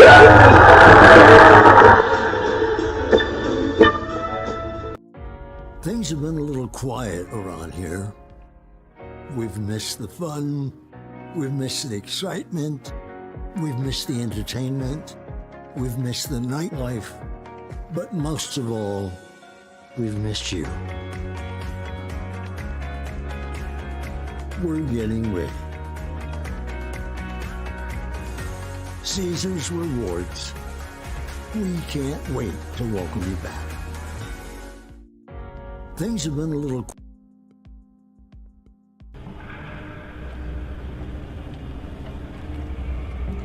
I got a question for you. What does this city know about luxury? Huh? What does a town that's been to hell and back know about the finer things in life? Well, I'll tell you, more than most. You see, it's the hottest fires that make the hardest steel. Add hard work and conviction, and the know-how that runs generations deep in every last one of us. That's who we are. That's our story. Now, it's probably not the one you've been reading in papers, the one being written by folks who've never even been here and don't know what we're capable of. Because when it comes to luxury, it's as much about where it's from as who it's for. Now, we're from America, but this isn't New York City, or the Windy City, or Sin City, and we're certainly no one's Emerald City.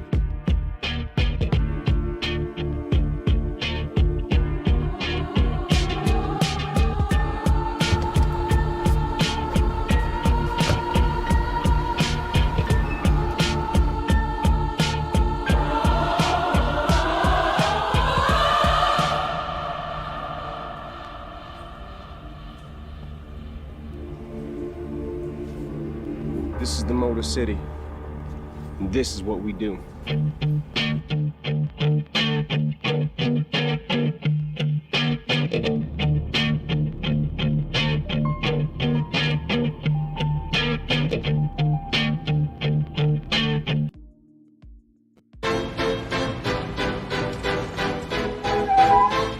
This is for all you multi-talented, multitasking, multi-everything people out there. Take it away. Find your glory, write your story, fearless feet will carry you. Time you own it, take your moment, be a fire burning through. Hustling from night until morning, grinding it out, it won't be long. Feel your power, it's your hour, you inspire, you are strong. Enjoy your Zoa. No applause? You're all fired. Now that you've reached the stage in your life where quality television is important, Nubian TV is a black network that speaks to your lifestyle. Nubian TV is the world's first digital network devoted to the upscale and political lifestyles of black people. Nubian TV's programming includes politics, travel, fashion, food, automotive, arts and culture, civil rights, music, and more. Watch now on Amazon Fire TV, Roku, or watch globally at nubiantv.net. Nubian TV, it's what you want to watch. Caesar. Just look at him. Politician, general, author, ruler, man.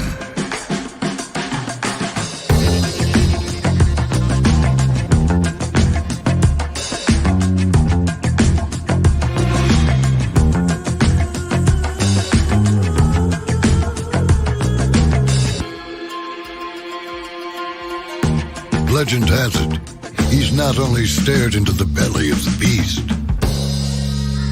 he's had it for dinner. Here he's free to relax, or party, or relax, or party, or relax, and party.